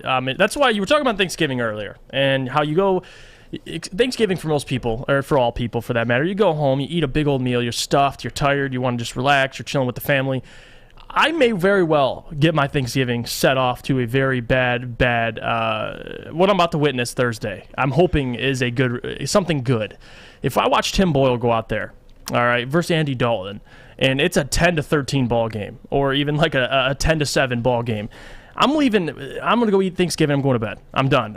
So I'm hoping Jared Goff starts, and that's sad. That's honestly sad. It's a winless football team, and I'm sitting up here. I'm hoping Jared Goff starts. Over under 2.5 pounds you gain on Thanksgiving. Oh, it's over. Oh, okay. So let's set it at 4.5. If Jared Goff starts, it's over. But are you going to leave early? Are you one of those? No. It depends. I mean, if we're getting absolutely mopped, then yes. I have a great prediction, but I'll save it for Thursday. I think it's going to surprise a lot of people. I can't wait. What's your prediction in terms of the in the Lions game? Yeah, okay. I have a great prediction this week. I don't think anybody's going to see the scoreline coming. Really? Honestly, yeah. It's about to be a 3-0 ball game. Kennedy, how much weight do you gain? On Thanksgiving Day? Oh, it's so bad because 6-7 pounds. As you guys know, I'm vegan. Oh, what the hell? So I don't even. We should fire you just for that. So I just sit there, and first of all, I'm a mess because my poor grandma has to make special stuff for me. I have to get a tofurkey. She has to make me a tofurkey. She has to make me a separate thing of mashed potatoes with vegan butter instead of normal butter. So then I just sit there, eat mashed potatoes, rolls. Horrible for me. And then she makes me my own vegan pies. Gotta love the biscuits. What? You're a Notre Dame fan? You've never seen Rudy? Oh, yeah, it's true. She's never seen Rudy. Movies. You watched the... Yeah. Why is Spiro doing this to me? You are a fraud. I'll watch it, okay, but it's just going to take me a while. You're a damn fraud. You know that? Listen. You're never allowed to talk nice about Notre Dame until you watch the movie. Okay, well, I'll watch it, but it's going to take me a few days. Why? Watch it while you're stuffing your face with tofu. Movies. Tofu chicken or whatever turkey? Tofurkey. It's actually kind of good. My mom even tried it. It's kind of good. That's what everybody says when they're vegan. Is, oh, yeah, you can't tell the difference. Yeah, I can. There's a clear difference. One is a lot better and healthier. The other one is bad for you. Vegan. Unbelievable. Anyway. How do you even work here as a vegan? We got to put that on our employment checklist. I think that's We don't need discrimination. background checks. We just need to figure out if people are vegans or not. Screw the background checks. But anyway, I said yes, probably a good 7 pounds on Thanksgiving. So no one talked to me on Friday. I love Justin in the chat. Jeff's going to gain 2.5 pounds, bringing him to an even 102. How much do you weigh? How much do you weigh? I'm close to 180. You are not 180 pounds. Yeah, I'm 175. There's no chance in hell. Come on, guy. I mean, you see what I mean? What? Dude. How much do you think I weigh? If you're 175, I'm 250. You're probably 170, 175. What are you? Well, you think I weigh less than you? We're about the same. I mean, how much do you weigh? I'm 192. Oh, yeah. I mean, you're a little... How am I only 10 pounds heavier than Dude, your beard's Jeff? like 10 pounds, dude. True. Your beard's like 9 probably. We got to go to break, Kennedy. Okay. You are not 180 pounds. I'll get on a scale. We'll do a segment. I'll get on a scale. Oh, gosh. I will not be a part of that segment. You're going to go home. Yeah. Butt-ass naked. Stand on the scale. No, it has and to I be want you to when record you a wake video. up after you And we're going to poop. use it on the show tomorrow. Okay. And you too. Everybody No, records I'm their not- weight. no. Shut up. Everybody records their weight in this room, including Fish. Everybody step on a scale pre-Thanksgiving and That post-Thanksgiving. thing coming up single digits. I want it I'll ready. do pre and post and tell you how much I gained. I want it but I ready won't tell for you what the Friday's show. numbers. I want recordings. Okay. All right. All right. We'll do. Get We'll ready do. for After single Thanksgiving, digits. Definitely gonna hit that mark. Definitely Single gonna hit that mark. digits. Yep, single digits. Yeah, Fish is gonna. Fish is gonna go from 46 pounds to 47 and a half. Ooh. Yeah. No, that's he true. won't That is because true. Fish doesn't like. I bet you Fish doesn't like Thanksgiving food. He's gonna have a hot dog or something. Yeah, that is undecided. I'll figure that out Thursday night when I'm eating. Okay. It might be a pizza. I don't know. Ooh, God, DiGiorno Fish. pizza. Oh God, Oh, can I have a Fish, DiGiorno stop. pizza? All right. Well, we got to go to break. When we come back, we'll talk about more Thanksgiving things. Which quarterback we want to see this Thanksgiving? Detroit chimed in. We will let you know their answers when we come back. But first, our friends over at the Folding Warehouse. All right, everybody, the Folding Warehouse in Hamtramck, home of the original bowling pin game called, of course, bowling. Host your corporate party, your team building event, or just come in with family and friends to have a great time. There's 2 ways to play. $10 unlimited open play for individuals or a small group, or you can reserve a private lane for $120 up to 2 hours, and it hosts up to 10 people. They have over 100 beers, a $2 Mystic beer machine, and multiple bars throughout their facility. You can bring your own food, or you can have it delivered in. Come and get your fold on. Check it out at foldingwarehouse.com. That's foldingwarehouse.com. Again, come and get your fold on. Okay, you thirsty little spin goblins. I want you to pedal into the next dimension. Spin it! Spin! Spin! Uh-oh! Carmen's falling behind. Let's give her the hiss of shame. Spin! Spin! Spin till you bleed! Don't ride the bike of shame. Come to Planet Fitness and find your own lane with tons of equipment, free fitness training, and no hissing. Join today for just $10 a month. Hi, I'm David Hall from Hall Financial. Did you know mortgage rates are still at generational lows? If you haven't refinanced your home loan yet, there's still time. Now is your second chance to refinance. You could lower your monthly payment, eliminate credit card debt, or even take cash out by using your home's equity. Call Hall Financial now to get started with your free 5-minute mortgage review. 866-CALL-HALL or chat with us online at callhallfirst.com. Welcome back, everyone, to the Morning Woodward Show. Thank you, everyone, for the weight comments in the chat. I'm sure everyone loves those. All right. Now, we need to get into which quarterback these guys want to see on Thanksgiving. But first, I want to tell you guys, Detroit did vote. Our friends over at Pride of Detroit released a poll to see which quarterback One Pride Nation wants to see on the field on Thanksgiving. In third place, we have Jared Goff with 17%, Tim Boyle with 30%, and the quarterback Detroit wants to see most, David Blau, with 53% of the vote. You guys, Jeff, what do you think about this? I think this is just Lions fans being desperate, very desperate. And I think, listen, I get the team's winless, and I understand that Jared Goff hasn't been the best product to witness on the field, but I mean, Tim Boyle hasn't really been either. And David Blau might be something. The guy can at least air the ball out downfield, but who do you have catching the ball? I mean, that's the biggest thing. I don't care who's starting Thanksgiving. I'll be at the game. I really don't care. I mean, if David Blau's out there, so be it. Tim Boyle, Jared Goff, I don't care. But the fact of the matter is, whoever helps us lose the most games. I'm just concerned about getting the highest overall pick. I really don't care. If you start David Blau and we get a win, I don't even want to check Twitter. I don't want to check Twitter and see all the start David Blau, hashtag start David Blau. Listen, Jared Goff, get the guy starting. I mean, he's going to be your starter next year. You're stuck with him. I mean, we have him for one more year at least. So it's pointless if he's healthy, a healthy scratch, to put in David Blau. If Jared Goff can go, it's going to be Jared Goff. And we'll see what happens Thursday. It's a short week, obviously, and Jared Goff missed Sunday against the Browns, so he'll be ready. I'm expecting a little banged up, but it should be Jared Goff. I'm not going to sit up here and fight for David Blau or Tim Boyle, although as much as I think Jared Goff probably is the worst quarterback in the league, if not one of the worst. It doesn't change my argument. Like, what product do you want on the field? Do you want a Jared Goff? You're probably going to lose the game regardless. I think people just want something different. I think that's really what it comes down to. That's the only thing I can think of for why people would vote for David Blau. You just want something different, and I can understand. I can understand Lions fans from that point of view. But at the end of the day, just start Jared Goff. He'll help us lose more games. I don't think this town really gets it right now. I don't think they get what they're witnessing. Guys, you're witnessing a historically bad football team. This isn't like every year where some team starts off 0-10, 0-9. It's just, no, the last team to start like this, the Detroit Lions. Yep, when they went 0-16. When they went 0-16.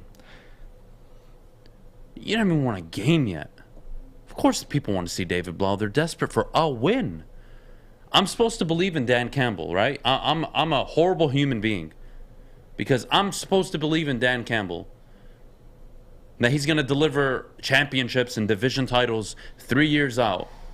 And he can't even win a goddamn football game right now? And that's the conversations we're having online? What?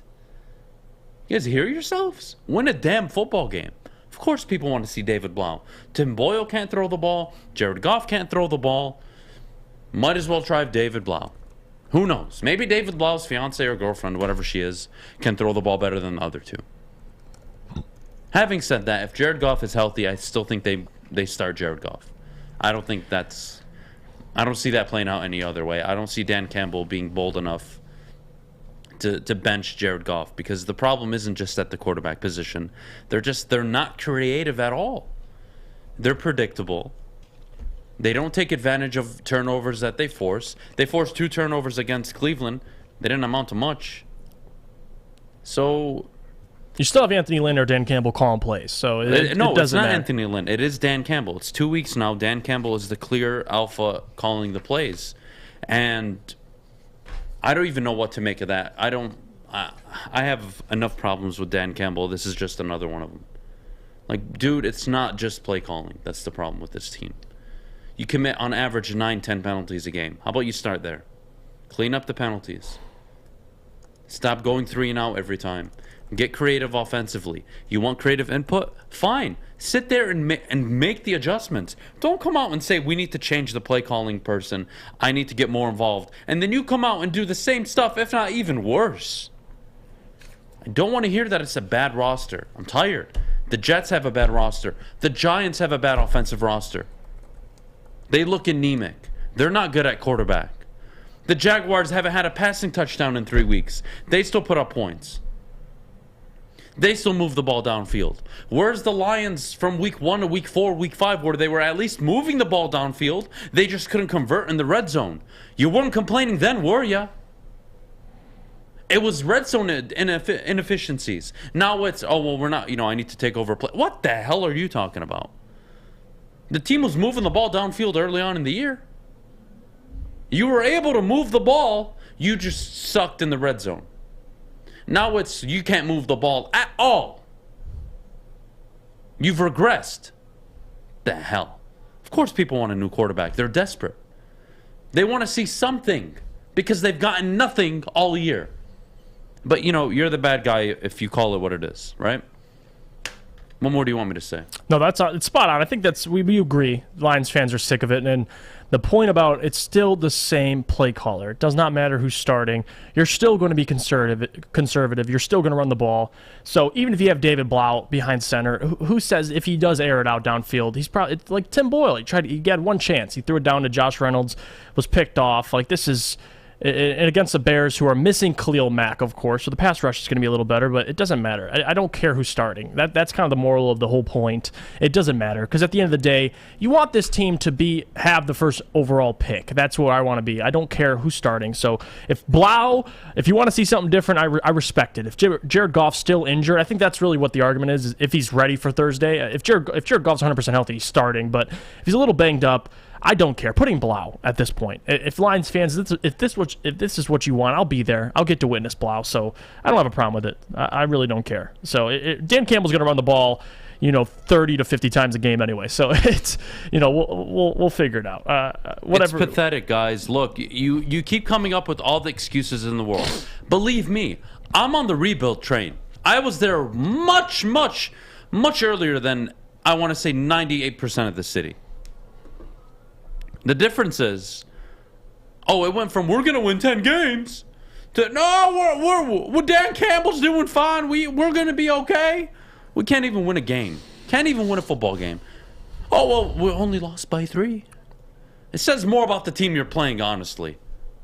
It's really pathetic now. It's getting really old. You're 10 games in. You haven't won a game. You've regressed. You haven't improved. And the only bright spot on the team is the defense that is absolutely killed and riddled with injuries. Aaron Glenn is doing his job. Anthony Lynn and Dan Campbell aren't. And all I hear about is he's a leader of men. The hell has that done on the field so far? Well, they play hard, Adam. Every team in the NFL plays hard. What are you getting? Where's the product? Where is it? Where is something I can look forward to 2-3 years from now where I say, you get this guy a quarterback, you get him a good roster, I have complete faith that he can hold, I don't know, let's say 10, 11, 12 wins a season. Maybe even more. How about we start with the division? Can Dan Campbell deliver a division? Might not even win a game this year. You know who doesn't win games? Rod Marinelli, Hugh Jackson, Freddie Kitchens. That is the conversation you are in right now. And that's supposedly the next Hall of Fame head coach? That is supposedly the savior of this town? That is supposedly the head coach that is going to turn around this horrible franchise? I don't know what to tell you guys. That's a hell of a stretch. That is a hell of a leap to make for Dan Campbell. It really is. It really is. When is it okay to just say what it is? I mean, guys, look what's in front of you. You're 0-9-1. You're going to give the guy till next year. That's a given. He's a head coach. You got to give him time, of course. But what the hell have you seen so far? I'm curious. Answer me. What have you seen? Outside of he's great in the press conferences, he cries in the post-game press conferences, and he's a leader of men. Outside of those 3, what do you got? What do you got for me? What are you offering me? Offering me a young offensive-minded head coach? Nope.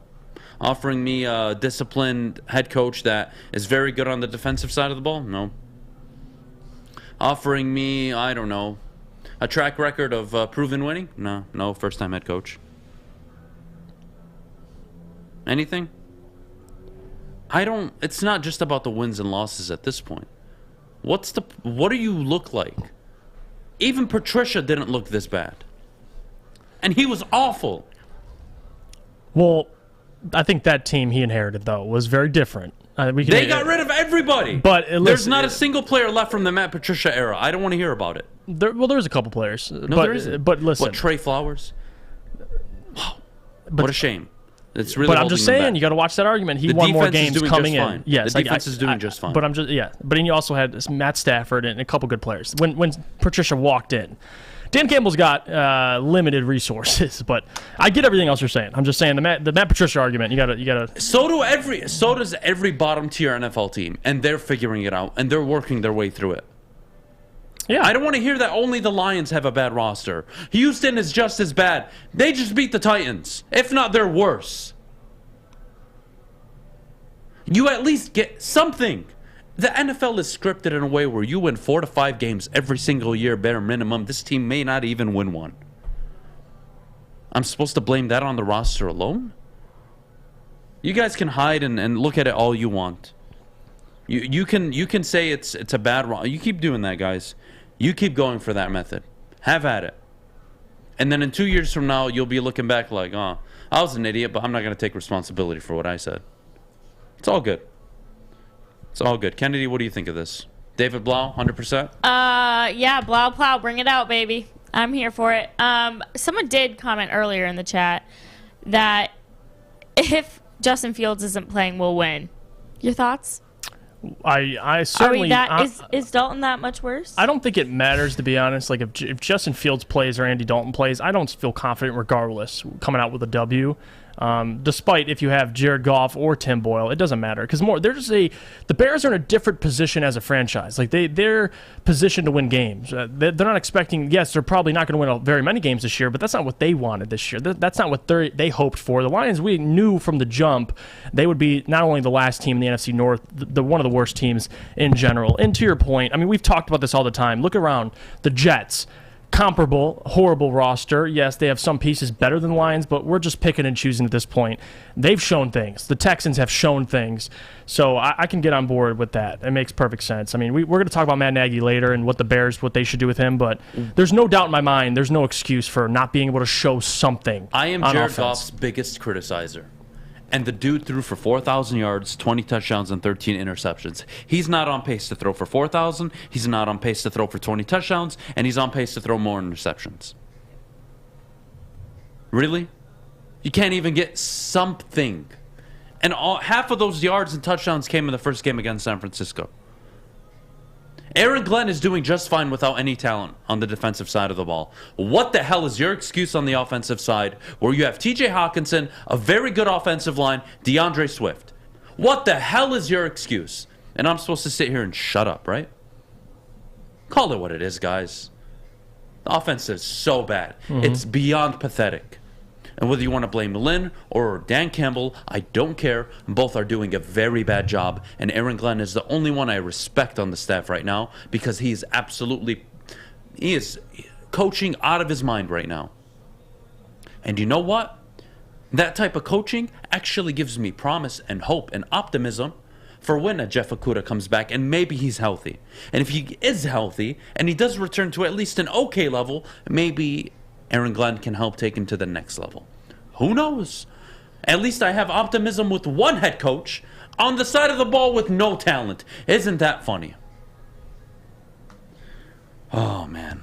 This is unbelievable. All Pathetic. right. We got to go to break on that note. Up next, we have our college football playoff ranking predictions. Remember, the selection committee comes out with their rankings tonight at 7 p.m., so we will get these guys' thoughts, what they think the rankings should look like versus maybe what they will look like. We'll get into all of that up next. But first, our friends right here at Lady Jane's. Well, guys, we know football season's already upon us, and it's time to make your grooming experience easy like Sunday morning. Get to Lady Jane's Haircuts for Men. Walk in, relax, watch your favorite team play, and before you know it, your hair will be game ready. Get to Lady Jane's, open 10 to 8, 7 days a week. Walk in anytime because it's wicked awesome.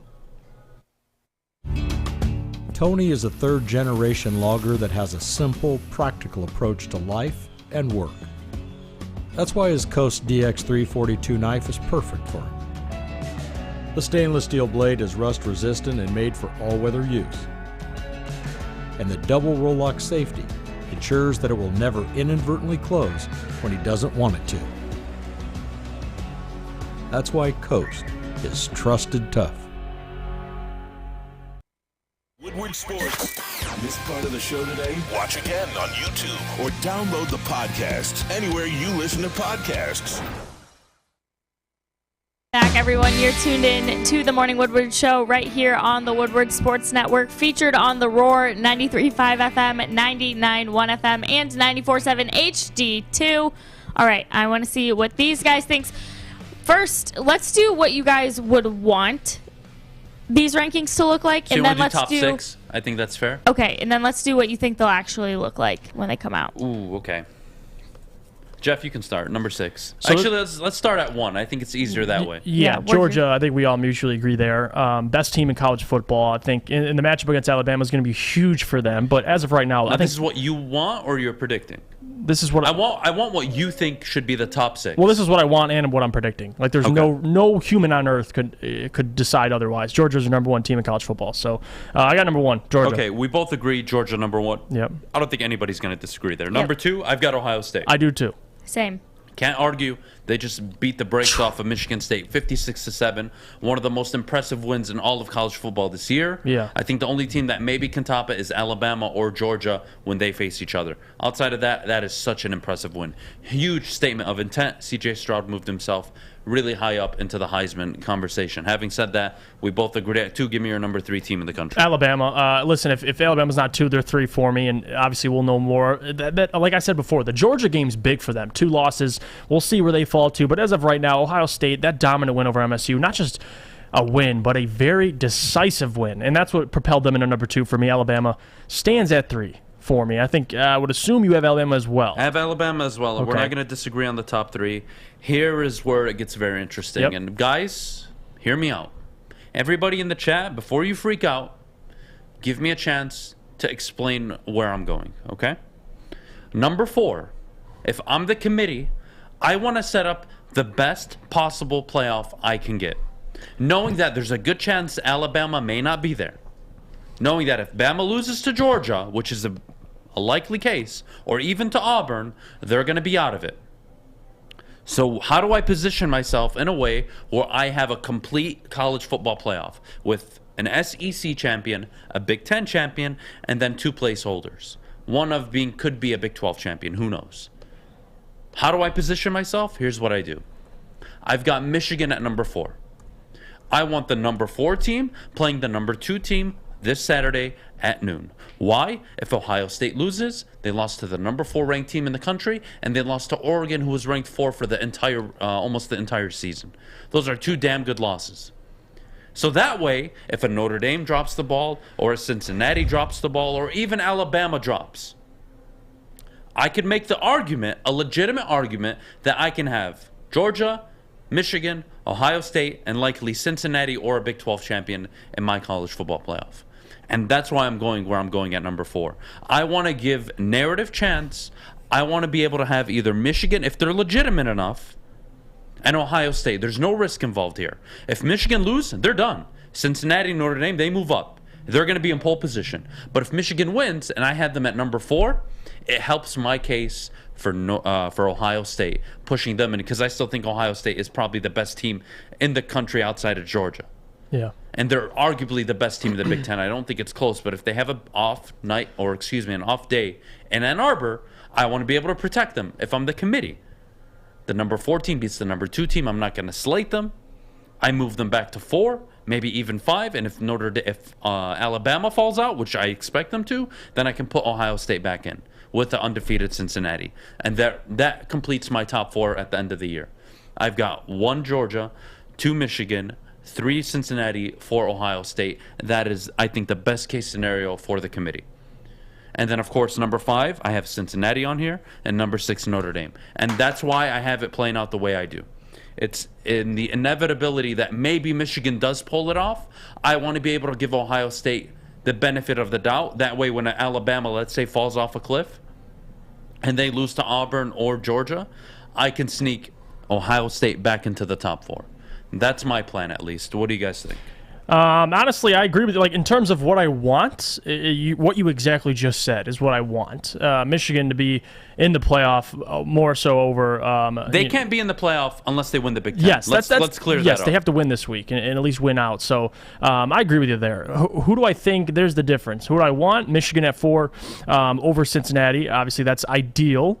I have Cincinnati at 4 in my just realistic rankings and just what I expect this week. I predicted Ohio State to win this week, so I'm not going to go back on what I think. But to your credit, I would love that situation. So Michigan's at 4 in my personal, what I would want in the college football playoff ranking. I'd have Michigan at 4, Cincinnati at 5, and then Notre Dame at 6. I almost put Oklahoma State, but at the same time, I just think, although Oklahoma State has big wins, especially against Texas Tech, they've beat better, at least, opponents than Notre Dame. I mean, it's Notre Dame. I mean, they're always going to find a way in, at least the top 6. So that's my 6 for you. Notre Dame 6, Cincinnati 5, Michigan 4, and then Alabama, Ohio State, and Georgia. So I agree with you. I think Michigan jumping is ideal. Let me kind of like support what I'm saying here, because I think people are going to overreact. Well, Michigan is not. I agree, they're not the 4th best team in the country. But narrative-wise, on the off chance Michigan beats Ohio State, On the off chance, Ohio State will have had one out-of-conference loss to an Oregon team that ran the table basically for the entire year outside of Stanford, and then they got whooped by Cal, I believe, or UCLA, excuse me. Regardless, they were in the top 4 for a majority of the season. That was a good loss. Yeah. And then they would have lost to a one-loss Michigan team that lost to Michigan State, who Ohio State then blew out. I think narrative-wise, if I'm the committee, I'm going to be bold tonight. Georgia 1, Ohio State 2, Bama 3, Michigan 4. I'm going to set up the 2 versus 4 matchup on the off chance. If Michigan wins, I'd rather them win when they're the number 4 team than the number 6 team. Because if I have them at 6, damn it, I have to drop Ohio State to 6. And it's going to be hard for them to leapfrog the number 5 team and the inevitability that Alabama does lose and they drop out of the top 4. So I'm kind of like protecting my college football playoff top 4 right now. Yeah. And that's why I'm going with what I am. Do I think Michigan beats Ohio State? That's a whole different conversation. I think we can all agree Ohio State is the much better team. Having said that, I think Ohio State should get a nod into the playoff, even if they lose to Michigan. Despite I think the they're loss, that good enough. And I want to set it up in a way where if Ohio State does lose, they are still in it remotely. Now, if Ohio State loses, Michigan wins out, they secure their spot. Your standings likely look Georgia 1, Michigan 2. And then if Alabama, let's say Alabama wins out, well, then it becomes Bama 1, Georgia 2, Michigan 3, and Cincinnati or Notre Dame likely 4. That's what you're looking at. But if Bama loses, one spot opens up. And I'd rather give it to Ohio State over Notre Dame and even a Big 12 champion, my opinion. And wouldn't that be sad if Cincinnati were to get in over Ohio State, and that if you had Alabama, Georgia, Michigan, and then Cincinnati, and you had Ohio State, what would they be at 5 or 6? You said If Ohio State lost, yeah, I drop Ohio State to 5. Yeah, 5. Okay. I'd leave Notre Dame at 6. Okay. Yeah, I would take a 2. I know this sounds crazy. I would take a 2-loss Ohio State over a 1-loss Notre Dame. Definitely. Even if it's only to an undefeated Cincinnati, I don't care. Cincinnati are going to get in because people are just crying about it. I think they're going to cave in. If Bama loses, that spot opens up. I'm telling you, if Michigan beats Ohio State and they run the table, Ohio State, I could make an argument, will get the number 4 spot, and they will play Georgia in the college football playoff. And then Michigan will likely play Cincinnati. And that is going to be extremely friendly for Michigan if they win out. I mean, this is a huge hypothetical. But where I'm going with this is I want to protect Ohio State because I think they're the 3rd best team in the country behind Georgia and Alabama. I really do. I could argue actually they're the 2nd best team. I think they're better than Alabama right now. Yeah, they look better. Yeah, definitely. They are. We're 12 games into the season now. I think they're that damn good. I don't want to miss them. I don't want to see them out of the college football playoff because they lose to an 11-win team in Michigan that wins the Big Ten. I don't want to punish them for that. So what do? I position Michigan at 4. I think that's your best case scenario. I think if you're the committee, you want Michigan to win this weekend. You want Ohio State to drop to 5 or 6. You want to see Bama lose, and then you move Ohio State right back in with Cincinnati, and there's your top 4. And everything is perfect and okay in the world. You don't want to see a playoff where Notre Dame and Cincinnati get in. No offense, Kennedy. But you don't want to see Notre Dame and Cincinnati 3 and 4. Nobody wants to see it. Bama likely lose one of the last 2 games of their season. So it'll be Georgia, Ohio State, or Michigan. And if it's Ohio State, you don't want to see Notre Dame and Georgia. You don't want to see Notre Dame and Cincinnati. You don't. So you'll probably take a Big 12 champion and push them in there. But I think the committee wants Michigan to win and Ohio State to sneak in at 4 at the end of the year. I think that's the play. I really do. Kennedy, what do you think of that? I know you're Ohio State and Notre Dame chick. Don't give me that face. I think that Notre Dame taking on Cincy again would be a good game. Yeah, of course. You Ohio losers think like that. So mean. Everybody in Ohio thinks that way because they're losers. Fish, what did they do on Sunday? What did they do on Sunday? Shut the hell up, Fish. Here we go, Brownies. Here we go. Hoof, hoof. Look good on Sunday. Fish, I'm going to break your mic or I'm going to mute it. Kennedy. I love you, Fish. All right. Coming up next, we've got to talk some Matt Nagy. What will happen to him come this Thanksgiving? We'll get into that next. And let me remind you all that we do have our mailbag segment coming up at the end of the show, so make sure you're thinking of those questions now. But first, our friends over at Gypsy Vodka. All right, everybody, Gypsy Vodka, locally owned, locally found. You guys have to try it. It is the smoothest tasting vodka I have experienced in a long time. We all know how vodka tastes, especially if you drink it straight. That little burning sensation, it does not happen with Gypsy. I love this vodka. It took over 50 different formulas and countless taste testings to finally perfect this vodka. Support our local brothers Adam and Mike, who are Michigan State alumni, and of course it's locally found in Michigan. Try a bottle today. Ask for it by the name of Gypsy. Again, that's Gypsy Vodka. And as always, please drink responsibly. I'm looking to bring on another HVAC tech right now. We are recruiting 5 to 10 techs a month. We're looking to grow and expand. Every new tech we hire is from Northwestern Tech. The hands-on training is fantastic. They're always my first call. We love hiring Northwestern Tech grads. They come out trained and ready to work. Our program is only 10 and a half months, and our next classes are starting soon. So why wait? I'm looking to hire a graduate of Northwestern Tech. Northwestern Tech. Northwestern Tech. Northwestern Tech. Your Detroit alternative to the normal sports blah, blah, blah. It's Woodward Sports. Hi, I'm David Hall from Hall Financial. Choosing between a 15 or 30-year mortgage can be difficult, which is why we offer the Modern Mortgage, a flexible term that's customized for you. 866-CALL-HALL or chat with us online at callhallfirst.com. Welcome back, everyone, to the Morning Woodward Show. All right, we talk about narrative a lot here on this show.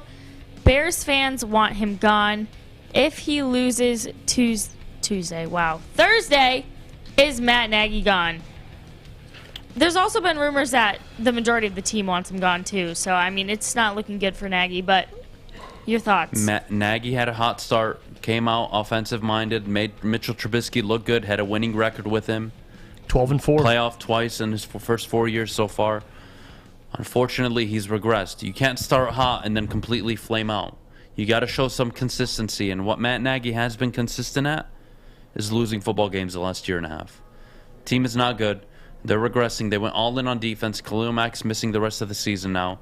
They're not going to win a significant amount of football games. I think they got to move on.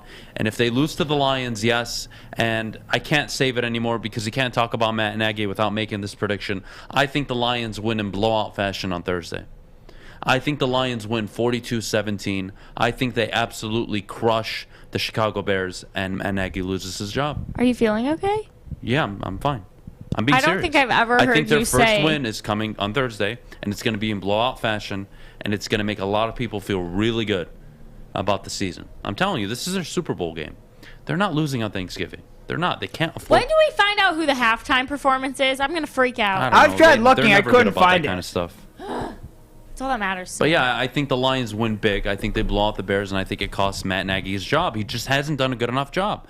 You can't be an offensive-minded guy, struggle on offense, and lose a ton of games. Nobody is going to accept that. You look good your first year. Mm-hmm. It bought you time your second year. It even bought you time in your third year. But when you traded up to get Justin Fields, you had to hit a home run. You didn't so far. The offense is still anemic. It's not looking any better than it was under Mitchell Trubisky. And you benched him when you were 3-0. That's cost you your job, my friend. You're gone after Thursday, 100%. They will lose, and he will be gone. We will have to clip Can't change my mind on it. Because if you're wrong, we need to play it, and if you're right, we need to play it. So let us remember. What do you mean? You saying that we're going to blow out the Bears on Thanksgiving. I'm telling you, it's going to happen. I know, I'm just saying we need to clip it. Clip it all you want. It's going to happen. Okay. I've been wrong only a handful of times so far this year. Are you going to put money on it? Yeah, significant amount. Oh, God. We're talking 4-digit numbers. Oh boy. That doesn't surprise me. You better relax. We're talking all of the Are you also betting on the Ohio State-Michigan game? I'm sorry? Are you also betting on the Ohio State? No, I'm going as a spectator, as a neutral. I'm going to go there and enjoy my time. Good for you. Stressing out. You know, I can't bet significant money on the Michigan game. I don't... Too much. Good. I'm drinking too much Gypsy vodka. I can support that. But having said that, I'm telling you guys, I'm calling it from now. They're going to blow the Chicago Bears out of the water. Now, I could be totally wrong, and they pull the Lions, and they lose really bad to the Bears, and then Nagy keeps his job, but I don't know. Well, we talk about narrative, Adam. You talk about narrative. We talked about it earlier when they played the Bears the first time, didn't we? Yeah, we did. What did we call narrative-wise when the Bears played the Lions? Can't afford to Matt Nagy lose. could not afford to lose the game. Fast forward all the way to Week 12 now.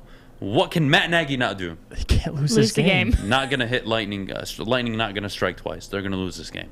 Listen, well, you know, AC says bet your beard. Bet your beard on it. So if the Lions lose, I have to shave? Yeah. Deal. Deal. Oh, boy. Don't do 100%. that. I really want the Lions to win now. Boy. Deal. If the Lions lose, boy. I will shave my beard. When? Is this like a Thursday night thing for It's Friday's Thursday, show? so Friday or is morning this... you'll see me with a shaved beard. Wow. Are you serious? Yeah, we're going to be We're live gonna Friday be- morning. So. Oh, boy. What's up? We're gonna have Why are a you so food shocked? hangover, a food coma, and then we're gonna have a naked-faced Adam. Yep. Okay, so let me just be very clear. here we go. Backtracking. So I am not shy of showing my bets and how much money I bet. Everybody kind of in the network knows what an It's avid better I am. ridiculous. Yeah, they do. So first of all, Mr. Thomas, I will show you my ticket where I put anywhere from $800 to $1,200 on the Lions money line. And secondly, I am betting my beer. So potentially Not to mention Friday, you're there making might other only be bets. one person up here with any facial hair. Absolutely. So I'm taking over your spot now. Basically. Yeah, No, you'll no, be I- Mr. Facial Hair No, guy. listen. You know what I'm scared of, though, Is your Adam? wife gonna be pissed at us? Yeah, it's okay. Yeah. Aw. She can knew deal with that. You know it. what I'm scared of? I She married me for good and bad. It just so happens that there could be a very bad week, 2 week stretch. Well, listen. I picked the Lions to win against the Bears earlier in the year. I wanted them. At least I thought they'd win. Thought they'd win against the Eagles at home, and now you have the Bears at home, which in the situation they're in, they can't afford to lose. It's tough to call. I want to say the Lions will win this week. I'll be there, so it's the easy decision. But if they do win, it's going to have to be a win like the Browns. We can agree on that. It's going to have to be a low-scoring, gritty 17-13 win. If they blow out the Bears, I will genuinely be shocked, honestly, especially if that's going to be tough. But you know what? I love that you put your balls on the table, and How now you're about betting this? your beer. If the Lions don't win, what do you guys prefer, me to shave or me to shave live on air? Oh, God. Oh, God. Boy. Can I do it? Ooh, No, ooh, God, wee. no. Oh. Give you a blade to my neck? Are you crazy? Yeah, we give a I'd be pan to gentle. fish Get- your get- head. He hits you right in the Yeah, head with a it's pie. pan. No, you get one of the Lady Jane's people. No, to but do I'm it. saying, like, even with the No. pan, he hits you in the face with a pan. So if you give you a razor, you might get cut. I don't know. It's tough, but you know what? I don't think I want to watch it go down. I think you just need to show up. Just bald. show a baby face. I'm gonna save my Yeah. pick for tomorrow, but Maybe I'll wear a ski mask. It's tough. It's tough. Ski mask. Oh God, I'm not looking forward to this. Yeah, see why what the did you chat do that? says. Oh, everyone's saying live on air.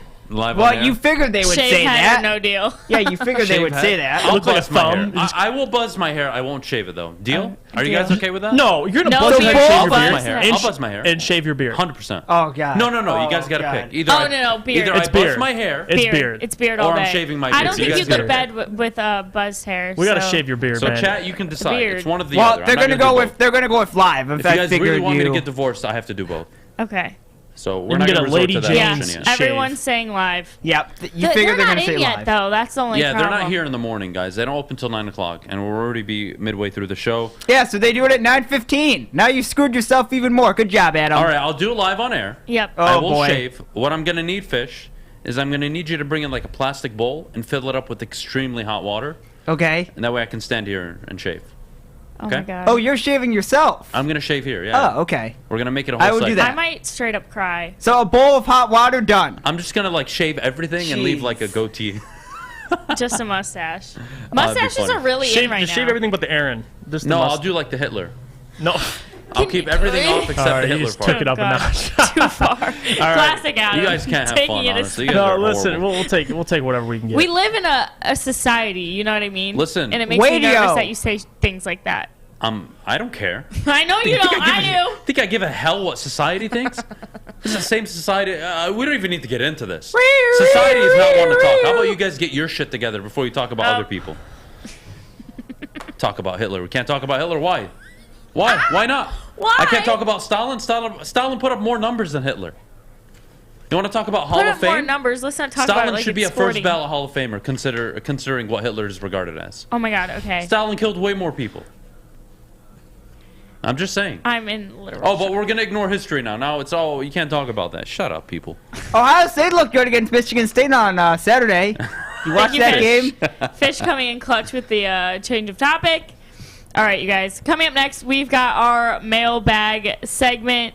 Oh, to wrap this segment, Nagy's done. Nagy's done if he loses. Definitely. Yeah, if he loses to the Lions, winless And I'm going to Lions, get you're done. pissed if Nagy wins because I got to shave. So that'll be fun.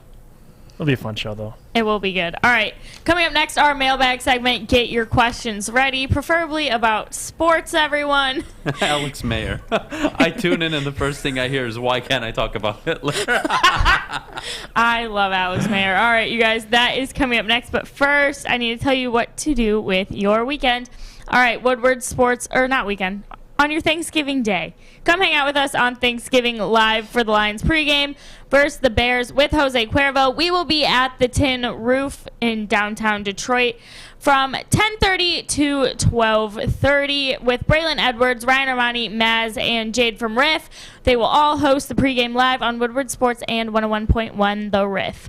All right, and then obviously you got to go to the postgame as well with Stick and Anson at the 2-minute warning of every single Lions game. That will be at the Brass Rail on Adams and Woodward's, right at the 2-minute warning of every single game for the crowd reactions and crowd interactions. There will be DJs, drinks, and a Woodward VIP section with food and more. So make sure you stop by for every single Lions game.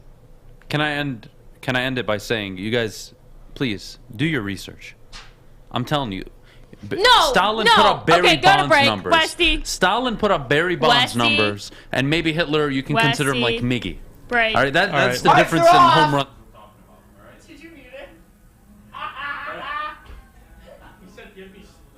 Okay, you thirsty little spin goblins. I want you to pedal into the next dimension. Spin it! Spin! Spin! Uh-oh! Carmen's falling behind. Let's give her the hiss of shame. Spin! Spin! Spin till you bleed! Don't ride the bike of shame. Come to Planet Fitness and find your own lane with tons of equipment, free fitness training, and no hissing. Join today for just $10 a month.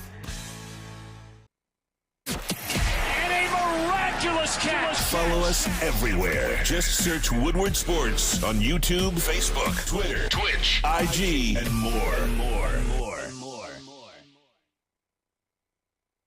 Oh my God. Welcome back, everyone, to the Morning Woodward Show. I can't even handle you guys in the comments, but it is time for the mailbag section of our show. Ask whatever you want, and please, let's talk about history. I am waiting for you guys. Bring it up. You guys want to have the debate? I'm ready. You guys want to talk about Stalin and Hitler? I am ready. You want to talk about Genghis Khan? Book it. That guy's semen traveled continents, not just countries. Continents. Semen? Hey, I swear to you. Easy put it perfectly. Stalin was like Chamberlain, and Hitler was like Jordan. He just made it look cooler.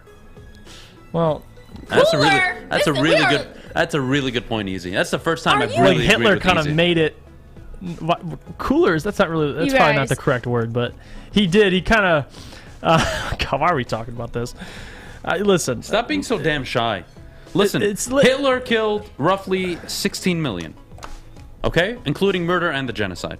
Stalin had the team around him. Stalin is in the 40s, guys. You're talking double the output and production. We're talking Hall of Fame numbers. You can't argue with the numbers, guys. Stalin batting 1,000. Sorry.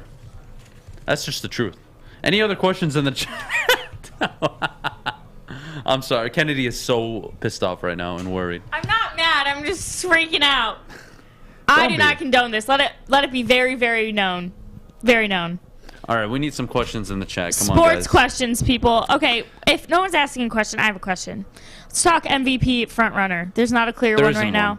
Your thoughts? No, it's wide open right now. I mean, a good performance this weekend from Stafford could easily propel him into number one. So, I mean, it's to be determined as of right now. But who's leading? That's a tough question. That's honestly, you got Lamar Jackson, who I thought was leading, missed his last game. Tyler Huntley leads them to a win.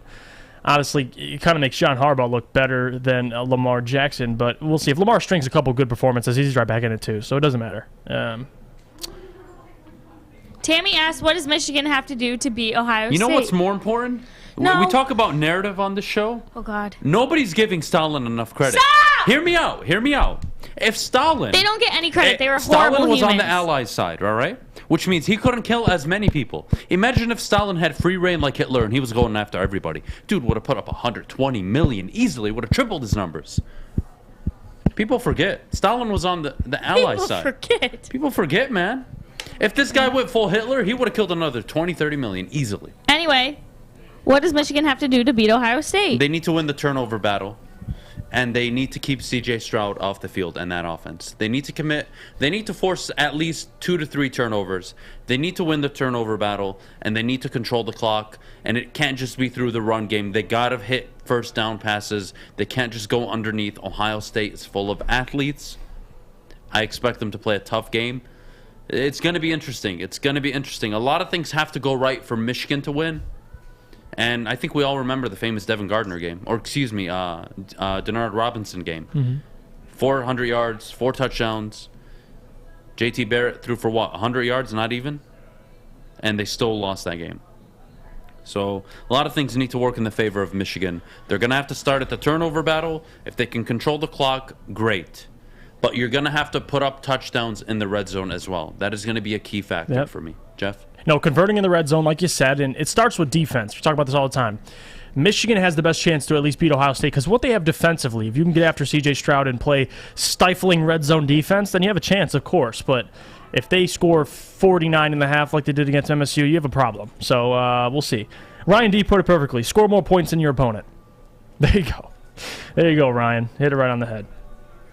Someone said, talk about Christopher Columbus. Look at all these people. Now you're just going back into history, Adam. They're just asking you about everybody. If the Buckeyes or Michigan lose, whoa, the chat's moving, and the game is close, will the top 4 either have them teams in the top 4 if over Ohio State lose a close game? Yeah. That's what I was pitching earlier. Is it going over if an Ohio undefeated State Bearcats? barely loses to Michigan on the road, that is a damn good loss. And I could make the argument, once Alabama likely loses, one extra spot opens up in the top 4. I'd rather give it to Ohio State over a Big 12 champion and Notre Dame.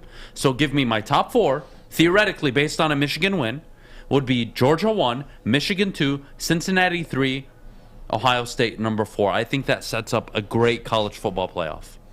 I love it. I'm all for it. Easy wants to know, who's the best Lions running back after Barry? So far in like NFL and Lions history? Yeah. I mean, you could make the argument right now it's probably DeAndre Swift, but he hasn't had long enough of a career. Joy Can't Bell? say Reggie Bush. Can't say Joy. Can't say Billy Sims. Billy Yeah, Sims. you're gonna that's the one. Yeah, it's Billy Sims. I mean, you're going to have to go back to what? Like probably the 80s, 90s when you start getting out these running backs. But now Barry Sanders, after him, yeah, it's tough. I mean, you're tossing up. But Joy Bell's in that top 5. I guess with how the Lions are as a franchise, Joik's somewhere in that conversation. Yeah, not really. No. I'm talking about at least the bottom of it. I'm not putting Joik as a top lying. No, dude never ran for 1,000 yards. Joik. Dude never ran for 1,000 yards. Never a double-digit touchdown season. I don't want to hear it. He was an effective back for 2 years. He was really solid. Ran for 800 yards one year. Caught over 500 the other. He was an extremely productive running back. Given the system. My but he's dad not an used all-timer. to sit in No, front I'm of not the saying TV he's an and just all-timer, but scream I'm for saying Joik. name 5 all-time Lions running backs over Joik Bell. Or 6. Go 6. I mean, you're acting as if the Lions have had a history. That's my point. Dude only played 4 seasons. He deserves to be in the top 5. Get out of here. Listen, Get out of here. it's bad. It's bad. He's somewhere in that top 10. All right, we'll give it to him. I don't know. You can give it to him. Look, I like Joik barely got up there. All right, don't start with me. God, we don't need to bring that Because back his Wayne up. State credentials. Enough of this nonsense. Any other questions before we get out of here, anybody? I'm waiting. Let's see. If I had to choose between Stalin or Hitler as my leader, who would it be? Death not an option. I am 1,000% going with Stalin. Stalin's my man. Listen, Stalin underrated. What? Dude helped the Allies win the war. Yeah, helped the Allies win the war. Great dude. Adam, OU or Oklahoma State would be OSU. OU or Oklahoma? Oh, Oklahoma or Oklahoma State would be who? Ohio State. No, Jack neither. just said that. Jack, They come would on. get blown off the field. Oklahoma would give up 90 points to Ohio State. Yeah. So that's not even a question. Defensively, they're not in the same stratosphere. Yeah, give me Stalin over Hitler any day of the week. These comments are so out of pocket right now. Answer my question on Harbaugh. If he loses again, is he the modern day John Cooper? I think he's the modern day Bo Schembechler. What has he won? Bunch of Rose Bowls? Maybe 2? Lost a ton of Rose Bowls. I don't know. I don't know what you guys want from Jim Harbaugh. He needs to win the big game. If not, win. If not now, win, Jim. Win. When are you going to step up to the plate and win the big game? I don't want to make a comparison anymore. Win the damn game or just leave, because you were brought here to beat Ohio State and win the Big Ten. If you can't do it this year with that defense, dude, I don't know what to tell you anymore. Kennedy, we got to go. We do. Thanks so much for hanging out with us right here on the Morning Woodward Show. We will be back tomorrow. Coming up next, we've got Big D Energy. They will be squad deep with. Who is it today, Fish? It is Stick, Joik, and D-Mac. There you go. What a squad. Make sure you guys stick around and hang out with them. All right. We will see you right back here tomorrow.